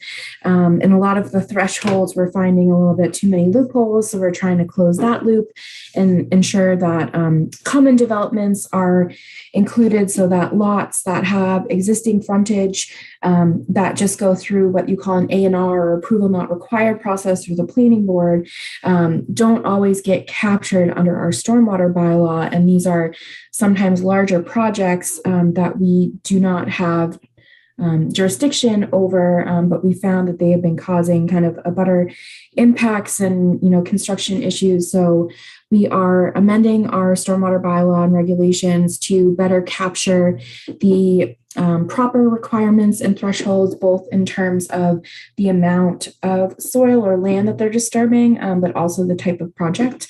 So this is kind of what I've started to draft, and I admit it's not in its final form. It's very basic. And I think what we decided is this lower threshold would be anything from a 1/4 acre up to 1 acre, and then the full permit would be 1 acre and on. So at a minimum for these ones that are smaller projects, I did also kind of continue to subdivide them.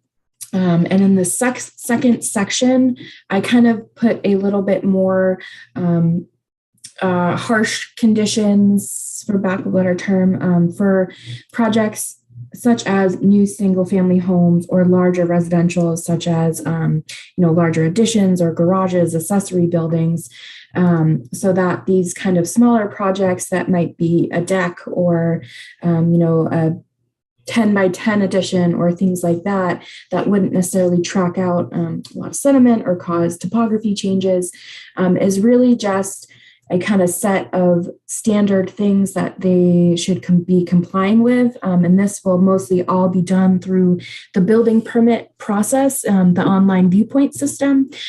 So when any land disturbance project is submitted for a building permit, Conservation Commission has a sign off requirement. So in anything that I would see that meets this specific threshold, I would be, commenting these specific conditions, like they shall be managed to not pollute stormwater is very basic. There's no kind of specific action that they have to take besides having good site management.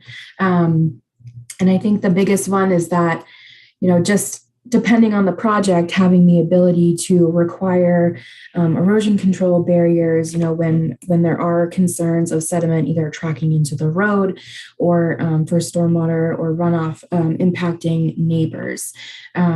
So I think the second section is probably the one that maybe we want to focus on a little bit more. And it's essentially getting the basics of what we expect when we see a project in terms of a construction entrance. Erosion controls are inspected and approved prior to construction, and that a contractor affidavit should be submitted to the office. And I didn't know if there was anything else that you guys were thinking to be added at this time, but kind of in the meantime, this is what I was thinking for a kind of low end policy for those smaller projects.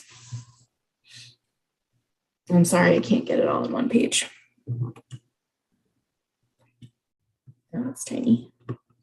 And what does the second half apply to? So this That one is right there. still, so this is still anything from the 1/4 acre to 1 acre, but this is kind of additional requirements for construction of new single family homes that doesn't go over that 1 acre threshold, or for those larger projects or even commercial projects that maybe aren't captured either through major site plan or stormwater, that erosion controls are required to be installed along with a stabilized construction entrance, unless that there's existing pavement, obviously, but and then just kind of a better understanding of who will be doing the work. So if there is a problem, we can hold them responsible and have that information to be able to call them through the contractor affidavit. So this I'm gearing more towards when you're hiring a kind of site supervisor to do some sort of project. And these are more just kind of homeowner small projects around, whether it's the yard or, installing a shed or things kind of smaller with not much ground disturbance. Yeah, I guess I have a problem with the 1/4 acre. Okay. That's 10,000 square feet. Do we want to move that up to a half? So if I have to replace my driveway. So if I have to replace my driveway, I fall into this right off the bat. And what they're going to do is they're going to remove what's there and put a new driveway down, and probably do it in a day to a day and a half. Yep. Right. So I feel that for something that like that, this is a little bit of a burden to a homeowner, given the quarter acre size that kicks it off. We can also change the language and change things from, shall to, may be required, or we can change the threshold to a half acre or something similar. So I think there's two ways to go about that, depending on how you want to. Yeah, but I definitely see your point, because it is so small, and it's something that we have talked about, and finding that perfect balance of the low and the high thresholds. Yeah, me personally, I don't like the word may, because it's up to whose discretion at that point. Right. I prefer changing the threshold number because it's more of a spec. Mm-hmm. I'm open to others, comments and discussion here, but I just think that 10,000 square feet is not a lot. There's somebody that has a 1 acre lot, for example, they could tear up their front yard and replace it, for example, and they're going to trigger this. Driveways will trigger this. So do we want to change it to maybe a half acre? We can also list exemptions. I don't know if that's just getting too much into the weeds, but that's one possibility as well. I guess one thing that I really like about this is that it's succinct. It fits on a single page, and I think that's great. It's a simplification of the regulations while still offering the same amount of protection. Yeah, and I think that's why it took me so long to really figure this out, is because we don't want another 13 or even 3-page document for people to go over. The whole basis with this is that, to be able to utilize this through the building permit software and just have a quick copy and paste to put in as my comments. So I think that's why it's taken so long to get it so short. My first thought was to put another number in the first section that would give our agent the ability to waive some of these requirements. But then Mark brought up a good point that it shouldn't be wishy-washy in any way. And he's got me convinced. I think maybe moving it to a half acre is the way to go. Okay.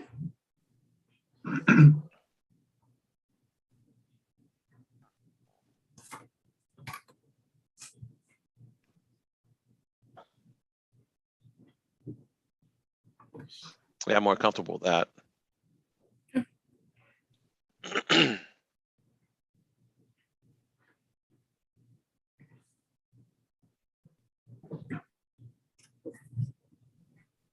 And we define soil disturbance in Yes. elsewhere. Yep. So in the bylaw, it's both. I might just get rid of soil disturbance, because I think in the bylaw I more clarified what land disturbance meant, because that was kind of how some of the loopholes were being created. So we further clarified that land disturbance includes soil disturbance, but also includes just the removal of vegetation as well. I might just put, for land disturbances that will result in a, I don't know how many disturbances I want to write. Why don't you just write Alteration? result in a disturbance? Or alterations that result in. Oh, for land disturbances that will result in a disturbance. That doesn't make any sense. Alterations. Did we include tree removal in that? Because soil is somehow in the previous version excluded cutting a tree but not removing the stump. Yep. So I specified that land disturbance or disturbance of land includes the clearing of trees without grubbing. Okay. Good. So we prevent the cutting of trees? We're preventing the cutting of trees without a valid stormwater permit over these thresholds.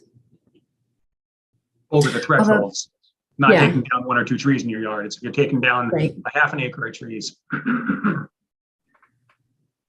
So, okay.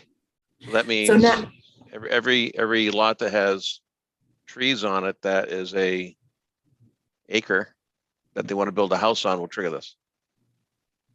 Everyone. well, they can disturb up to an acre without a full stormwater permit. They just need to implement erosion controls. If they go over the acre of clearing, then they would need to file a complete stormwater permit. So under an acre, they would just be held to these conditions. No, this gets triggered if they clear a half acre or more. Right. But they're only held to these conditions, not a full stormwater permit. So it's only making sure that sediment's not tracking out, et cetera. It's not a full-blown permit for anything a half acre to 1 acre. Right. Which it was the goal to try to incorporate single-family homes that may not trigger the full stormwater, but at least allow the commission to have jurisdiction in enforcing things as putting in a construction entrance or dealing with sediment track out in projects that we didn't have jurisdiction over previously. I'd like to get Russ's opinion. Is he still here? I think so. I am. And I'm thinking, stewing. So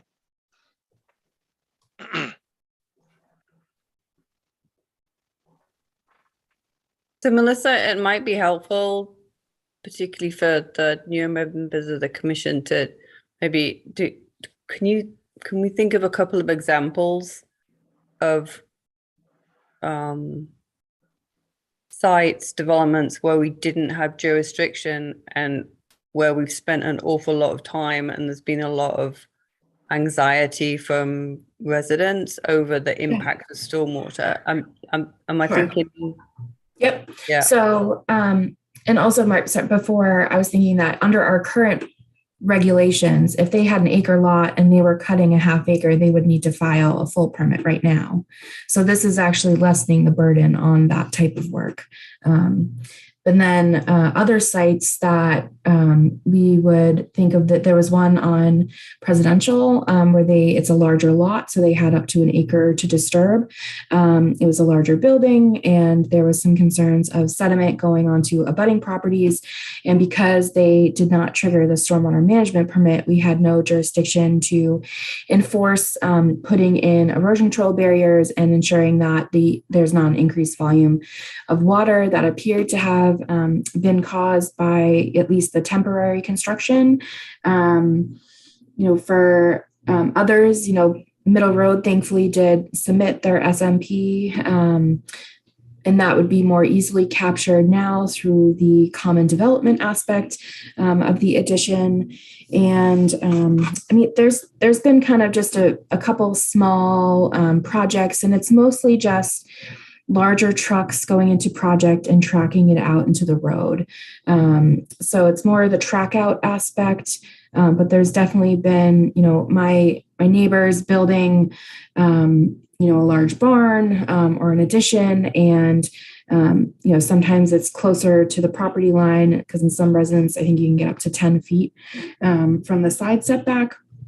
So I've had a couple, I think especially during COVID, it's sometimes just contractors not keeping their materials kind of tidy and neat. So things are blowing all over the place, or their stockpiles aren't controlled. So when it rains, they're either wiping out the entire site or into the road or neighboring properties.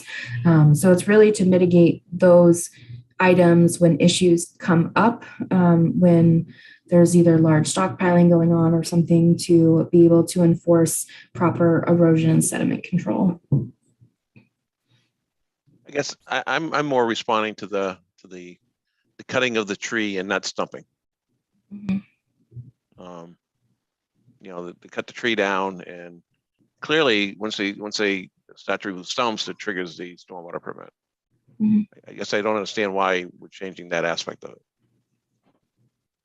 Because the whole concern was that there was the loophole that people were clearing the trees prior to filing the permit, so that they could effectively kind of get around filing for a stormwater permit until they were wanted to or they were ready. But they have to remove the stumps, regardless of when the trees get cut. I think what they've been trying to do is they've been trying to not file a stormwater permit at all. Right. Right. Even for the stumping. Mm-hmm. And this doesn't solve that problem. Right. I mean, I honestly, I think what's there today is fine. That putting a provision in that you can't cut the tree unless you have a stormwater permit, I think that's an overreach. I think that it all comes down to, ripping the stumps out of the ground, and you need to have the stormwater permit to do that. And, well, until if they want to try to cheat, then they get caught. Yeah. I mean, they could technically cut up to an acre as long as they have proper just sediment and erosion controls. That's the only additional requirement that would be different from the current conditions. Unless their site is only an acre, then they only have a half acre right now. So this would actually allow 1 acre lots to be fully cleared without a full stormwater permit, and instead just requiring erosion control and sediment control. And then I mean, I'm only responding to the one little piece about tree cutting versus stumping. Mm-hmm. Right. I think this is all fine and it works, but it still should come down to stumping. Yeah, this is a tough one. This was sort of complicated on Sears Road because the way they did the cutting, they went in with a large excavator with this crazy contraption hanging off the front of it that sort of grabbed onto the trunk of the tree and cut it off, and then carried the whole thing up to a little processing yard they had set up. And they were really and truly only taking down trees, but in doing so with this heavy equipment, they also just churned the whole place up. And that's sort of what was in the back of my mind the last time that we were talking about this, although your point is well taken, Mark. If they're cutting it down and not actually disturbing the ground, then there shouldn't be any erosion to manage. I mean, we could just add a small provision that instead of outlining every exemption, just kind of put in a brief statement about the commission may waive certain requirements with a submittal of a request at a public hearing or a public meeting.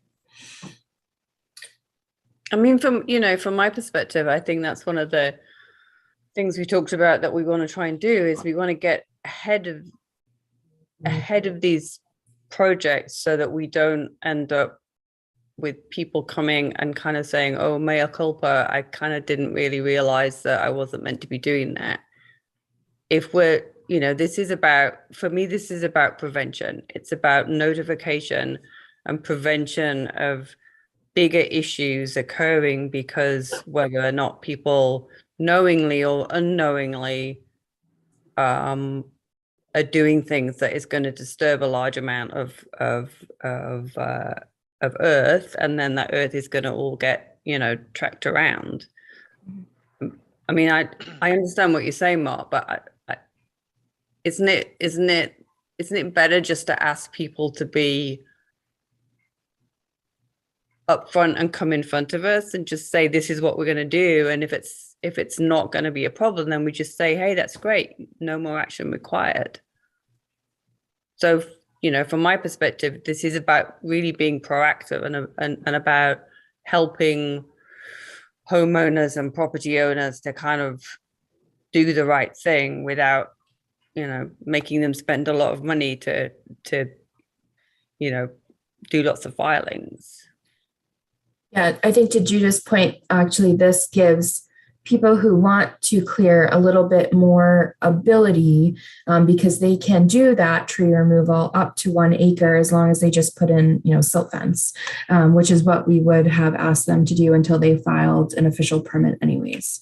So I think this is just memorializing what the process has been thus far, and giving us a way to actually enforce some of these smaller requests, such as silt fences. And it's not like it's saying you must install these erosion control barriers in all cases, right? It says at the Right. direction of the Conservation Commission or their agent.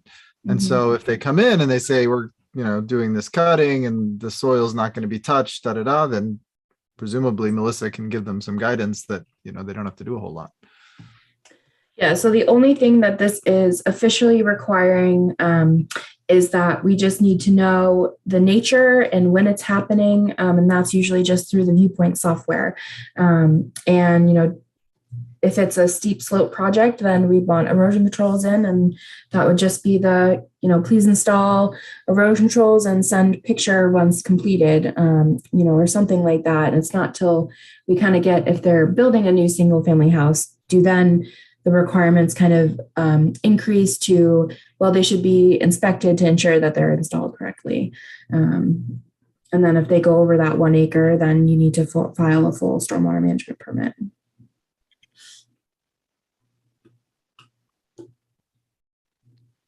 Yeah, I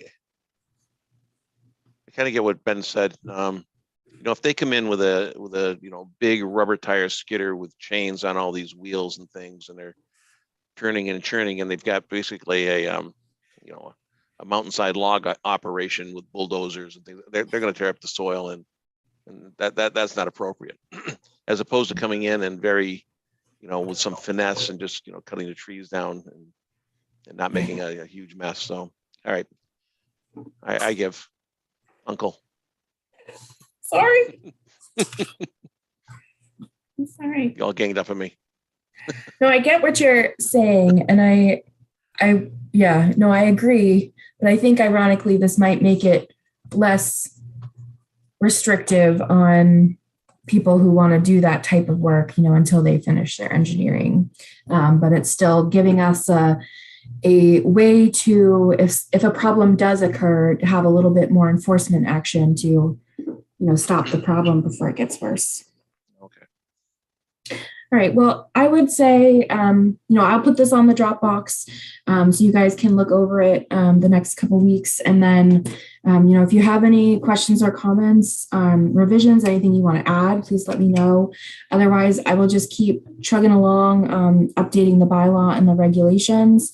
I'm still kind of waiting to figure out how we could possibly get it out of the zoning code, and figuring out this quote unquote policy should probably have to be within the regulations as well, but we can also save it as its own standalone document, so we can upload this to the website and have it more easily accessible for homeowners and as part of the building application process. Okay. Does anyone have any other thoughts on bylaws that they've been thinking about in the meantime that I can? I just want to say that the online permitting portal, I went through it recently with a building permit, and it's fantastic. And to use that for this takes such a burden off. So no filing fee, a hand sketch, and just a paragraph description of the work they're going to do is just a vast improvement. And I was really impressed with the online permitting process. It went very smoothly. So anyhow, just wanted to mention it. So Elizabeth, do you have ice cream for all of us? I was like, we've been talking for 2 hours. How has no one ate or drank anything? I haven't even had dinner yet. I was like, I have to eat. This is an early one, Elizabeth. When you see the camera go off, it's because I'm running to the bathroom very quickly. The 11:30 ones are the worst, because then by the time you get home, you definitely don't want to eat. Snack before would be my advice. Or have a husband that brings you stuff in kind of. That's what I had tonight. For a minute or two. Okay. Moving on to other business before the commission. Is there anything there to really talk about tonight, Melissa? I just want to give a couple quick updates. So on open and active sites, I went to 2 Headed Meadow, which recently did an addition that we permitted in the last year. And while I was out there, I noticed they had done some recent tree removal. So I'm going to be following up with them either tomorrow or next week to figure out what the cause of that was. I want to run something by you guys again. I was talking with Alexis Fallon about Breakneck, which I'll talk about more later. But she brought up that she purchased a new tractor and she wanted to start cutting some brush. And I reminded her that if you're cutting into the wooded area, that you do need a permit from conservation. It sounded like she was doing more than just trimming the existing wood line. So I wanted to bring this up to you because she did respond to me right before the meeting, kind of stating that she was exempt and stating that bittersweet is a vine and that she's cleaning it up and that she can cut brush and small trees that are less than 6 or 8 inches in circumference. And I kind of just wanted some backup from the commission before I respond, kind of with the understanding that if she is kind of cutting into wooded areas, not talking about maintaining existing lawn areas or, we already discussed the creation of the stone wall with the rocks she had delivered, but more clearing or cutting back brush that are in non-maintained areas does require a filing to the Conservation Commission. Is this on her property? Yes. Because it's in close proximity to the wetland? Yes. It's within. Why does she want to do it, Melissa? So it started off discussing about the dump cleanup, and I guess Mark, do you mind if I just include the dump conversation now? No, go ahead. Okay. So today I got an update that Ms. Fallon, it does not appear, will want to sign the access agreement to allow for the 3 test pits on her property. So I'm working with DEP and Town Council to kind of understand the ramifications of that, if we can simply move those 3 test pits just to the property line, or if there's something else that we need to do, because those areas are being mandated by the state. Their initial comeback was saying that they wanted the town to do them on the town side, and then maybe they'll address the findings and see, if then they'll allow the test pits to be done on the Fallon property. Logistically, that doesn't necessarily make sense because we want to have the equipment all there all at once. And the whole point is to ensure that we capture the whole area of the dump.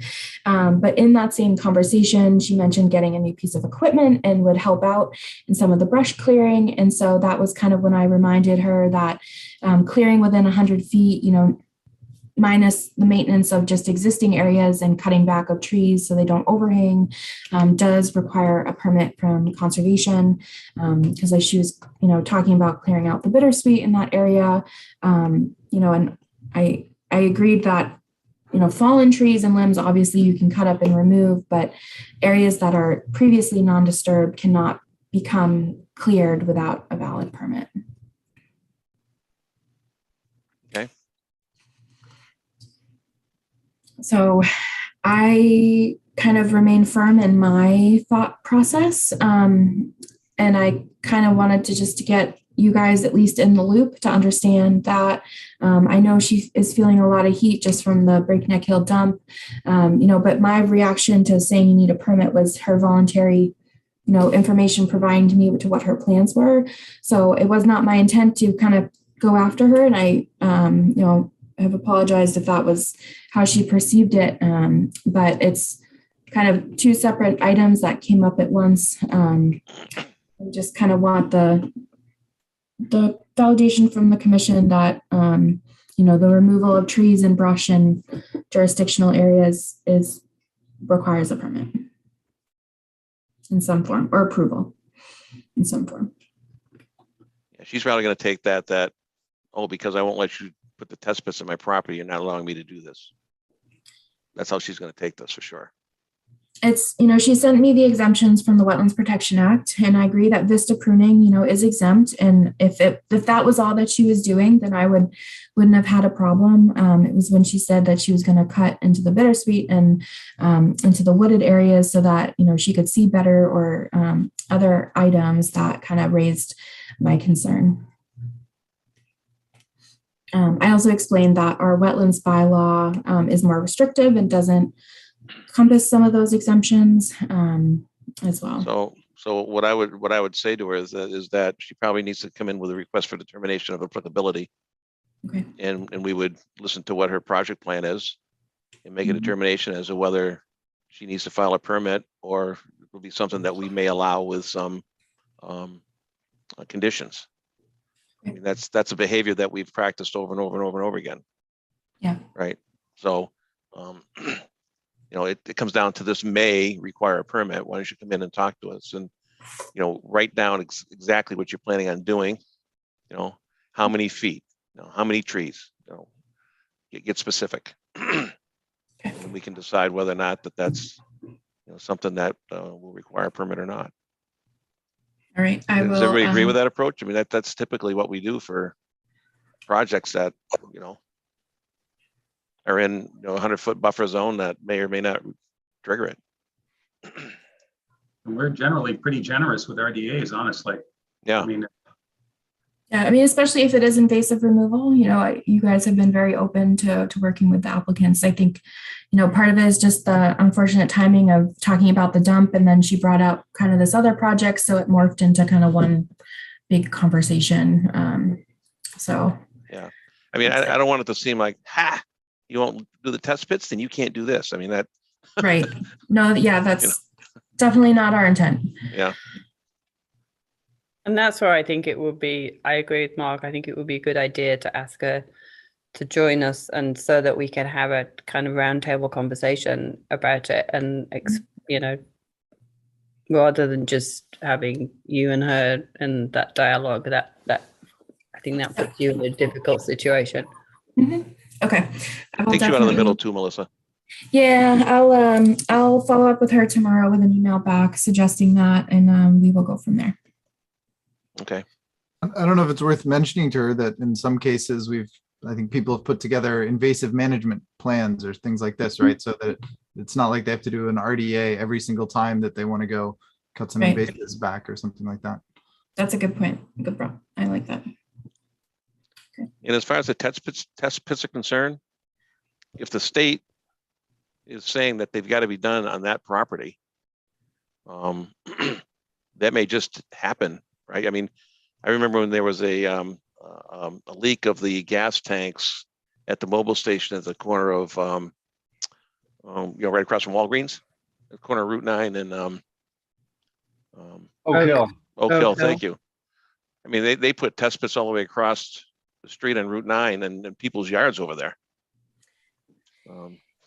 Yeah, and it's something that we've talked. I think the select board has approved the administrative consent order, so we're finalizing up those signatures. And it's something that we talked about between DEP council and our town council, ensuring if in the event that this happens, that the town has tried to the best of their ability to work with this abutter.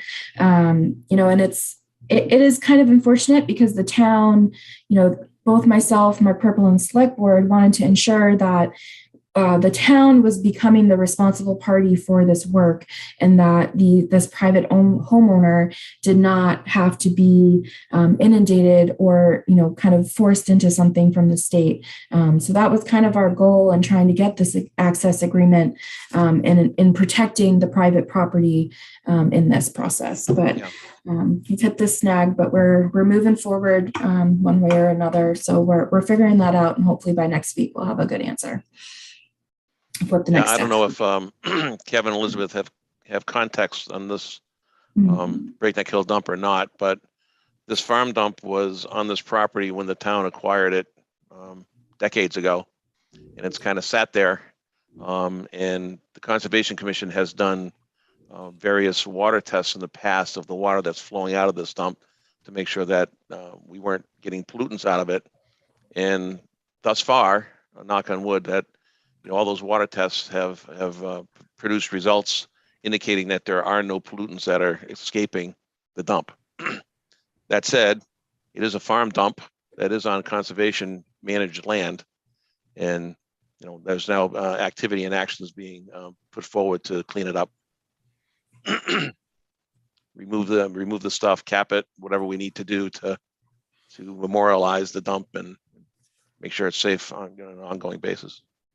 But there are big things in there. There's tractors and cars and trucks and rollers, and it isn't like a small little dump.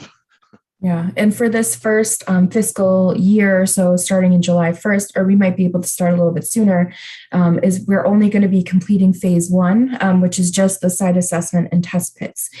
So there'll be some land clearing. We're going to be getting a notice of intent in the next couple months to review that work.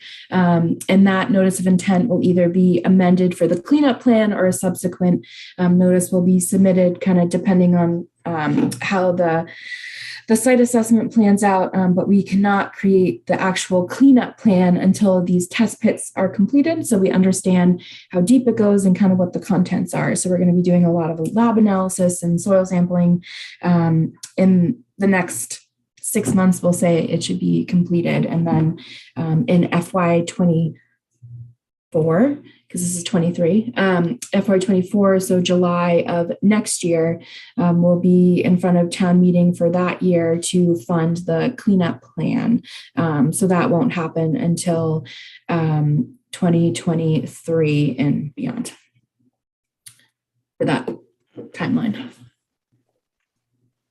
Okay. I think that's where we are with the dump too. So. Okay. So we have permits to issue. I have also the update on the Park Central executive session minutes. Ben asked me to, or Ben brought up at the last meeting that the previous court cases that were against the Conservation Commission and for the appeal of the 290-981, I think, the old Park Central permit. I did finally today get confirmation from town council that those cases are closed. So since they are closed, we can release the 3, I think, executive session minutes that were dated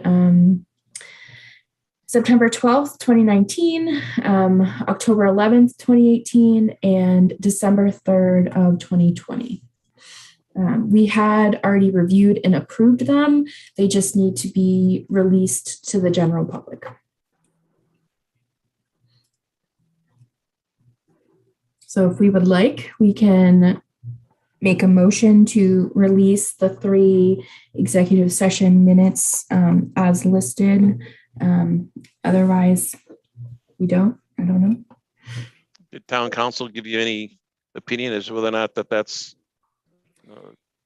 so proper or not? I mean, I confirmed. I'm trying to pull up the email now. It was just, as long as it is closed, then yes, it can be released. I'm trying to see what his exact words. If the minutes only discuss that case, then yes, it can be released. And they did only discuss that case in the appeal. Nothing regarding to the new submissions. Okay.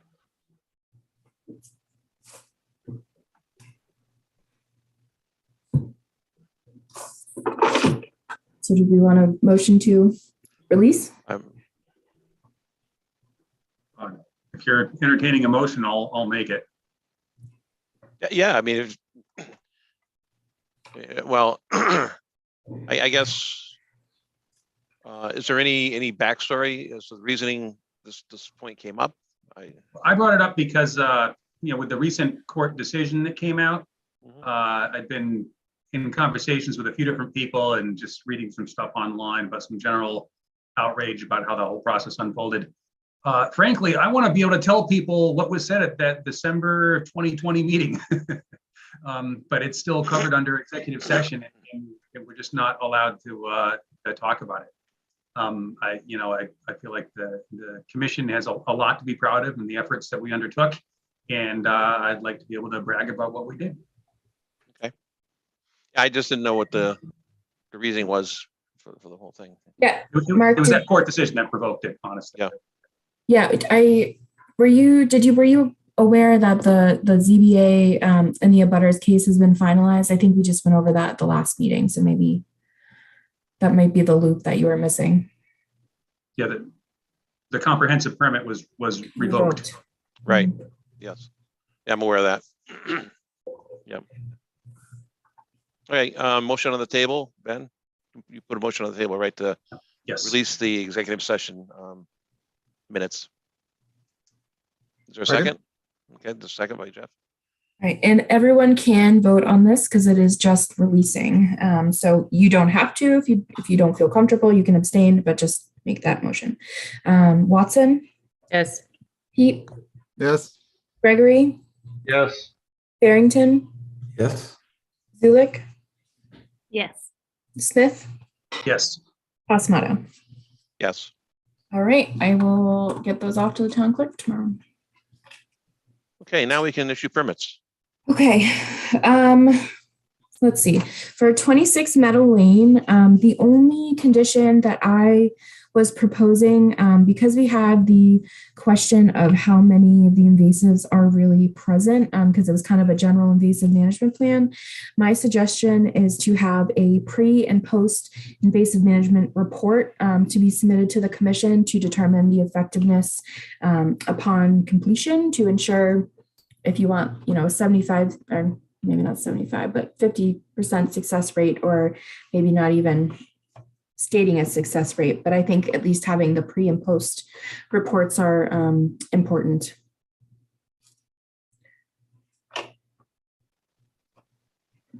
Did you guys want to clarify?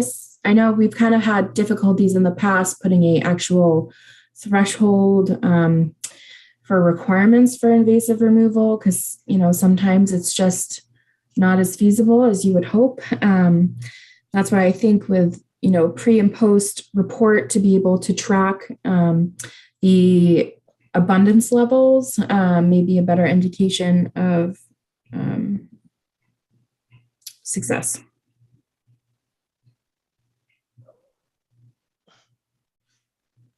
And this is kind of Russell's passion. Don't bring up the Boy Scout project. You picture me falling asleep. Are you kidding me?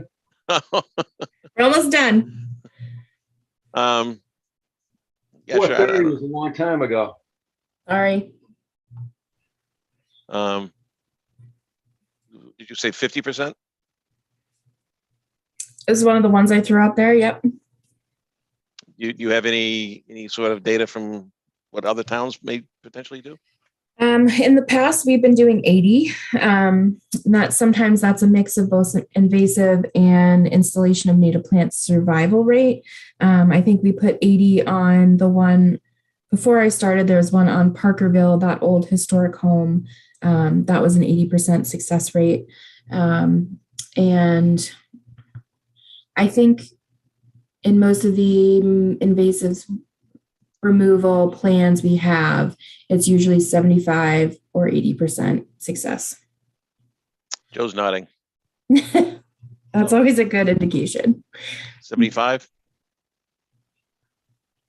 Yeah, he's nodding 75. Yeah, ones I've worked on, generally 75%. Okay. So I can do pre and post reports to prove a 75% effective rate. Russ, you said something, but it didn't come through.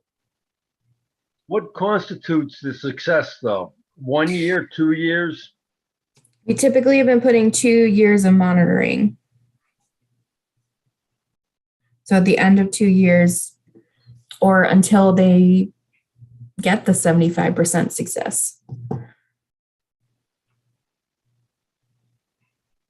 So we can put 2 years, a minimum of 2 years of monitoring, and a 75% success rate must be accomplished. Okay. I'm seeing nods.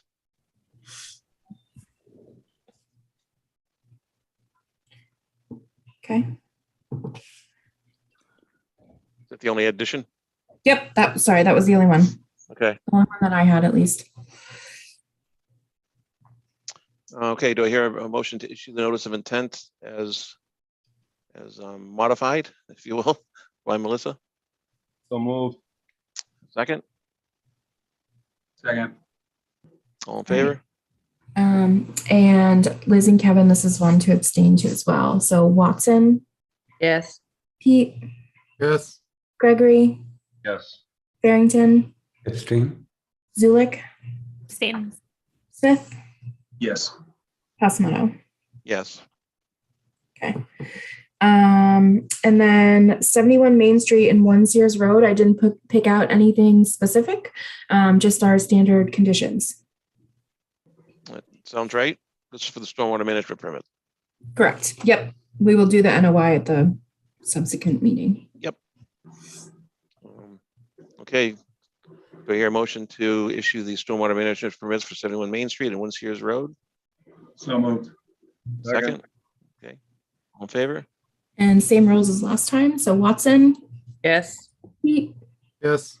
Gregory, Yes. Barrington, Abstain. Zulik, Abstain. Smith, Yes. Passamoto. Yes. Okay. And then our last ones are the Ken's Foods. Did you want me to put the decision conditions up on the screen to go through them quickly? That'd be easiest. Those were the ones you sent around that had the yellow highlights? Yep. Okay. Yeah, so for the notice of intent, I put them all just under the findings of fact for right now. I will intersperse them in their appropriate sections for pre, during, and post-construction after they're finalized. And then for the stormwater, they're mostly at the end. And then the waivers are kind of in that first section. Yeah, I went through them this afternoon. I thought you did a great job. A very complicated project. Yeah. Given all the all the different permits that have been opened, moved, and changed, and unraveling all that and putting it all back together, Melissa, awesome job. Thank you. It took many days. I bet it did. It You was can't probably do a it in popsicle one headache as sitting. well. Yes. What do they have those at Dairy Queen? Mr. Misty's? You drink them too fast? Yep. Got the brain freeze. Yep. So, does anybody else need to go through them or need any more clarity, or you have a chance to look at them? Okay. So do I hear a motion to, does the order matter, Melissa? Notice of intent? Okay. Do I hear a motion to issue the notice of intent for Ken's Foods, 325 Turnpike Road? So moved. Second? Second. All in All favor? right. Same rules as last time. So Watson, Yes. Pete, Yes. Gregory, Yes. Barrington, Abstain. Zulik, Abstain. Smith, Yes. Passamoto. Yes. Okay. And now's the stormwater management permit for same 325 Turnpike Road, Ken's Foods.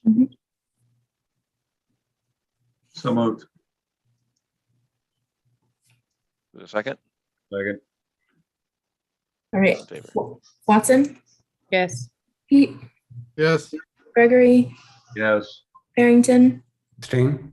Zulik, Abstain. Smith, Yes. Passamoto. Yes. All right, guys. I think that's all I got. Okay, we're at the end. We're at the end. Can I just say one thing?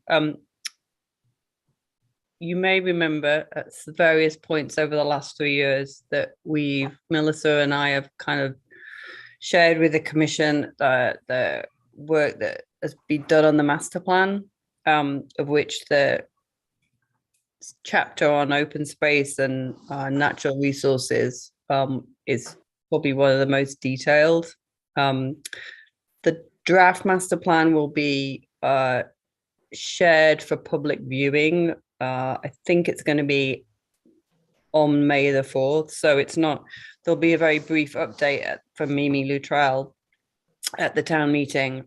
There is no plan whatsoever to go through it in detail at the town meeting. We don't need a town meeting vote for it, but we only need just to present to the planning board, and the select board is going to come as well. But it's going to be available on the town website for public viewing. So if you are so inclined, please do take a look. And if there's anything you think that the commission is has been assigned responsibility for, it's all things that we've talked about, most of which we're already doing. So that's good. But if you want to take a look, it'll be there probably May 4th. Which is what, when's it? That's, yeah, it's the, yeah, on town meeting day. Yeah. And Okay. thanks, Melissa, for all of her help on this. We've had some interesting discussions. It's been a blast. Sorry? I said it's been a blast. It has, yes.